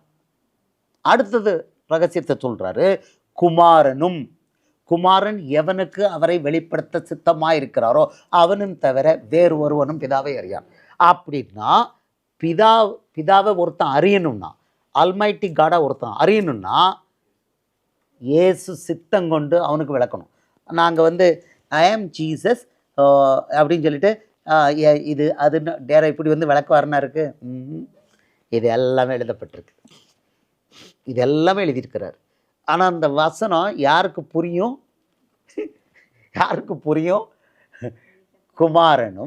குமாரன் எவனுக்கு அவரை வெளிப்படுத்த சித்தமாயிருக்கிறாரோ அவனும் தவிர வேறு ஒருவனும் பிதாவை அறியான். அவர் ரொம்ப அசால்ட்டாக கொடுத்துருக்கார். ஏசப்பா ரொம்ப அசால்ட்டாக கொடுத்துருக்காரு. இங்கே பார்த்தீங்கன்னா யோவான் 8:19, அப்பொழுது அவர்கள் உம்முடைய பிதா எங்கே என்றார்கள். இயேசு பிரதியுத்தரமாக, என்னையும் அறியீர்கள், என் பிதாவையும் அறியீர்கள். நீங்கள் என்னை அறிந்தீர்களானால் என் பிதாவையும் அறிவீர்கள் என்றார். So simple, straight forward. இன்னும் வசனங்கள் இருக்குது. அதை நெக்ஸ்ட்டு இது இந்த இன்ட்ரடக்ஷன் ஃபேஸில் தான் இருக்கிறோம். இவர் க்ளீனாக சொல்லிட்டார், உங்களுக்கு என்னையும் அறியலை, என் பிதாவையும் அறியலை அப்படிங்கிறாரு. நீங்கள் என்னை அறிந்தீர்களானால் என் பிதாவையும் அறிவீர்கள். அப்போ இயேசுவை அறியணும்னா என்ன பண்ணணும்? மத்தேயு மார்க்கு லூக்கா யோவான் வழியாக மட்டும்தான் இயேசுவை அறிய முடியும். மத்தேயு மார்க்கு நான் வந்து யெகோவா நான் நேராக தொழுது கொள்வேன்னா அப்படி ஸ்டாண்டு எடுத்துட்டாலே அவன் என்ன பண்ணிட்டான்? க்ளோஸ் பண்ணிட்டான். எல்லா கம்யூனிகேஷனையும் க்ளோஸ் பண்ணிட்டான். காது செவிடு, கண் குருடு. காது செவிடு, கண் குருடு. அது சொல்கிறார். அதனால தான் சொல்கிறாரு, 7 சபைக்கும் சொல்கிறாரு, கேட்கிறதுக்கு காது உள்ளவன் கேட்க கடவன். செவிடு பண்ணிடுவான்னு தெரியும் அவருக்கு. ஆவியானவர் சபைகளுக்கு சொல்கிறதை காதுள்ளவன் கேட்க கடவன் அப்படி தான் சொல்லியிருக்கார். So clear. அப்போ யெகோவான்னு தொழுது கொள்வேங்கும் போது க்ளோஸ்டு. இப்போ நீங்கள் உங்களுக்கு தெரியுது இவங்க இழந்து போன இது இந்த வசனம். இன்னொன்று இதை லூக்கா 10:22 சொல்லியிருக்கார். லூக்கா 10வது அதிகாரம் 22 இடத்துல சொல்லியிருக்கார். இப்போ இதெல்லாம் எங்களுக்கு தெரியல அப்படின்னா இப்போ தெரிஞ்சுக்கோங்க. இது வரைக்கும் யெகோவா விட்னஸ்காரங்களுக்கு தெரியலன்னா இப்போ தெரியும். சகலமும் என் பிதாவினால் எனக்கு ஒப்பு கொடுக்கப்பட்டிருக்கிறது. பிதா தவிர வேறொருவனும் குமாரன் இன்னார் என்று அறியான். குமாரன் அவரை எவனுக்கு வெளிப்படுத்த சித்தமாக இருக்கிறாரோ அவனும் தவிர வேறு ஒருவனும் பிதா இன்னார் என்று அறியான் என்றார். சேம் மத்தேயு கொஞ்சம் சவுண்ட் அவங்கள ரெஸ்ட் எடுத்துக்க சொல்லுங்கள். மத்தேயு 11:27 அடுத்தது லூக்கா 10:22 வசனத்தில் கொடுத்துட்டாரு. எனக்கு பிதாவை தெரியும்னு ஒருத்தன் சொன்னான்னா அவர் கேட்குறாரு, நான் உனக்கு காமிச்சேனா அப்படின்னா எங்கே? மத்தேயு மார்க்கு லூக்கா யோவான்லேருந்து வசனத்தை சொல்லு அப்படிங்கிறார். உனக்கு பிதாவை தெரியுமா? மத்தேயு மார்க்கு லூக்கா யோவான்லேருந்து வசனத்தை சொல்லு. குமாரனை உனக்கு தெரியுமா? சொல்லு. உனக்கு பிதா எப்படி வெளிப்படுத்தினார் சொல்லு அப்படின்னு கேட்பார். Very simple. ஒருத்தனுக்கு குமாரன் வெளிப்படுத்தப்பட்டிருந்தா அவன் என்ன பண்ணுவான்? குமாரன் ஒருத்தனுக்கு வெளிப்படுத்தப்பட்டிருந்தா அவர் சொல்கிறாரு, விசுவாசிக்கிறவரால் நடக்கும் அடையாளங்களான. மார்க்கு 16:17 குமாரனை ஒருத்தன்ட்ட இருக்கிறாருங்கிறத கண்டுபிடிக்கிறதுக்கு அவர் வழிகளை கண்டுபிடிச்சிருக்காரு. ஒருத்தனுக்கு குமாரனை தெரியும் விசுவாசிக்கிறவர்களால். அதாவது யாரை விசுவாசிக்கிறவங்க? குமாரனை விசுவாசிக்கிறவர்கள் நடக்கும் அடையாளங்களாவன. என் நாமத்தினாலே பிசாசுகளை துரத்துவார்கள், நவமான பாஷைகளை பேசுவார்கள், சர்ப்பங்களை எடுப்பார்கள், சாவுக்கு ஏதுவான யாதண்டை குடித்தாலும் அவர்களை சேதப்படுத்தாது, வியாதியஸ்தர் மேல் கைகளை வைப்பார்கள், அப்பொழுது அவர்கள் சொத்தமாவார்கள். இதை செய்கிறவனுக்கு என்ன இருக்கும்? இதை செய்கிறவன் இவனுக்கு குமாரன் யாருன்னு ஓரளவுக்கு தெரிஞ்சிருக்கு. அவன் சொல்கிறாங்க, எங்களை பிசாசுகள் உமது நாமத்தில் எங்களுக்கு கீழ்ப்படியுது அப்படின்னு சொல்கிறாங்க. உடனே ஏசப்பா சொல்கிறாரு, பேய்கள் நீங்கள் உங்களுக்கு கீழ்ப்படியுதுங்கிறதுக்காக நீங்கள் 10 லூக்கா 10:19 லூக்கா 10:20 அவர் சொல்கிறாரு, பேய்கள் உங்களுக்கு கீழ்ப்படியுதுங்கிறதுக்காக சொல்கிறாரு. ஆகிலும் ஆவிகள் உங்களுக்கு கீழ்ப்படுகிறதற்காக நீங்கள் சந்தோஷப்படாமல் உங்கள் நாமங்கள் பரலோகத்தில் எழுதியிருக்கிறதுக்காக சந்தோஷப்படுங்கள் என்றார். அவங்க சொன்னது என்ன? ஆண்டவரே உமது நாமத்தில் எங்களுக்கு பிசாசுகளும் எங்களுக்கு கீழ்ப்படிதாங்க. இந்த பாருங்கள். ஆமாம். தென் த 70 பின்பு அந்த 70 பேரும் சந்தோஷத்தோടെ திரும்பி வந்து, ஆண்டவரே உம்முடைய நாமத்தினாலே. யாருடைய நாமத்தில்? யெகோவா இல்லை. நல்ல கவனமாக பாருங்கள். யெகோவா நாமம் இல்லை, ஆண்டவரேன்னு சொல்கிறாங்க. இவர் தான் ஆண்டவரே உம்முடைய நாமத்தினாலே பிசாசுகளும் எங்களுக்கு கீழ்ப்படுகிறது என்றார்கள். இவங்களுக்கு தான் பதில் கொடுக்குறாரு, ஆவிகள் உங்களுக்கு கீழ்ப்படியதுக்காக சந்தோஷப்படாமல் உங்கள் நாமங்கள் பரலோகத்தில் எழுதப்பட்டதுக்காக கீழ்ப்படிங்க. பரலோகத்தில்னு என்ன அவர் சொல்கிறாரு? வெளிப்படுத்தல் 20வது அதிகாரம் 15வது வசனத்தில் சொல்கிறாரு. 20:15 ஜீவ புத்தகம், அதுக்கு பேர் ஜீவ புத்தகம். ஜீவ புத்தகத்தில் பெயர் எழுதப்பட்டவனாக காணப்படாதவன் எவனோ அவன் அக்கினி கடலிலே தள்ளப்பட்டான். இவங்க பேர் எங்கே இருக்குது? ஆட்டுக்குட்டியானவருடைய ஜீவ புத்தகத்தில் இருக்குது. அதான் இவங்களுக்கு யாரை தெரியும்? இயேசுவை குமாரனை தெரியும். இன்னொரு விஷயம் நடந்தது, உங்களுக்கு எல்லாருக்கும் தெரியும். ஒரு ஆள் கேர் ஆஃப் பிளாட்ஃபார்ம் வந்து ரோட்டில் இயேசுவின் நாமத்தில் பேய்களை ஓட்டிக்கிட்டு இருந்தான். உடனே என்ன சொன்னார்? என் நாமத்தில் அற்புதம் செய்கிறவன் என் ஆள் அப்படின்ட்டார். நம் பட்சத்தில் இருக்குன்ட்டார். ஆமாம். மார்க்கு 9வது அதிகாரம் 37 38 சொல்கிறாரு. ஆமாம். 38 39 சொல்லி இதெல்லாம் இப்போது நம்ம இவங்களுக்கு கற்றுக் கொடுக்குறோம். யாருக்கு? யெகோவா விட்னஸ்காரங்களுக்கு கற்றுக் கொடுக்குறோம்.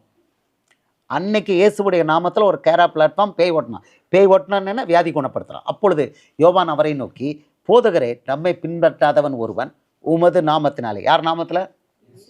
இயேசுவின் நாமத்தினாலே பிசாசுகளை துரத்துகிறதை கண்டோம். பிசாசு இல்லை, ப்ளூரல், பிசாசுகளை துரத்துகிறதை கண்டோம். அவன் நம்மை பின்பற்றாதவனானால் ஆனதால் அவனை தடுத்தோம் என்றான். இயேசு என்ன சொல்கிறாரு?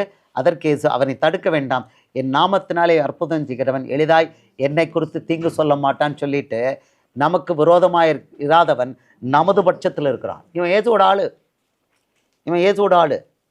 இயேசு இவன் அபிஷேகம் பண்ணல, இயேசுவோட சீஷன் இல்லை, இவன் கேரா பிளாட்ஃபார்ம். இவங்க சீஷர்கள் வந்து 70 சீஷர்கள் போய் லெஃப்ட் ரைட் பேய் ஓட்டுறாங்க, வியாதி குணப்படுத்துறாங்க. இதை பார்த்துட்டே இருந்திருக்கான். இயேசு நாமத்தில் பேய் ஓடுனா ஓடுது. ஆகா, அப்போ நம்மளும் செஞ்சு பார்ப்போம். ரோட்டில் ஒரு ஆளை பிடிச்சி வியாதி உள்ளவனை பார்த்து இயேசுவர் நாமத்தில் போதை சக்ஸஸ்ஃபுல்லாக வேலை நடக்கு, சக்ஸஸ்ஃபுல்லாக வேலை நடக்கு. இவங்க வந்துட்டாங்க, இவங்கள நம்ம அது எப்படி எங்கள் ஐயா பேரன் நீ எப்படி பயன்படுத்தலாம்? ஆமாம், காப்பிரைட் வயலேஷன். லூக்கா 9வது அதிகாரம் 49-50 வசனம். லூக்கா 9:49-50 இதே இதை சொல்கிறாரு.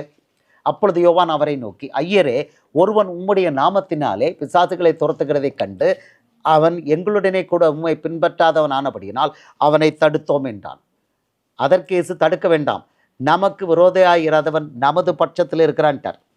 ஆமாம், அப்போது இவனுக்கு யாரை தெரியுது? பேய் ஓட்டுறவன், இயேசுவன் நாமத்தில் பேய் ஓட்டுறவன், வியாதி குணப்படுத்துகிறவன், இவனுக்கு யார் தெரியுது? குமாரன். குமாரனை தெரியுதுன்னா குமாரன் யாரை வெளிப்படுத்துகிறாரு? அவனுக்கு பிதாவை வெளிப்படுத்துகிறார். இவனுக்கு பிதாவும் தெரியும், குமாரனும் தெரியும். இது ரெண்டும் இல்லாமல் எங்களுக்கு நாங்கள் பிதாவை தான் தொழுது கொள்கிறோம். அவர் யெகோவாதேவன்னா அவர் சொல்கிறாரு, டே stupid of the idiot of the nonsense of the, நான் தாண்டா யெகோவா தேவன், வந்து பூமியில் என் உயிரை கொடுத்தேன்டா, இது கூட உனக்கு தெரியலையா மாங்காமடையா அப்படிம்பார். இவ்வளோதான் சொல்லுவார். ஆமாம், உனக்கு குமாரனை தெரியல அப்படின்னா பிதாவை நீ தெரியவே முடியாதுன்னு எழுதி வச்சிருக்கிறார். ஆனால் இவங்க டெஃபினட்டாக சொல்கிறாங்க, we worship the almighty God and Jesus is not the almighty God. இதான் இப்போ உங்களுக்கு இன்ட்ரடக்ஷனில் இவ்வளோ மேட்டர் கிடச்சிருச்சு. எவ்வளோ தூரம் இடறி இருக்காங்க, ஏன் இடர்னாங்க, எல்லாமே வந்துருச்சு, எல்லாமே உங்களுக்கு வந்துருச்சு. ஆமாம், இப்போ உங்களுக்கு இந்த விஷயங்கள் என்னெல்லாம் மீறி இருக்குது, அவங்க எங்கெல்லாம் விழுந்து போயிருக்கிறாங்க அப்படின்னு நீங்கள் வந்து பார்த்துக்கிட்டீங்க, இன்ட்ரடக்ஷனில் பார்த்துக்கிட்டீங்க.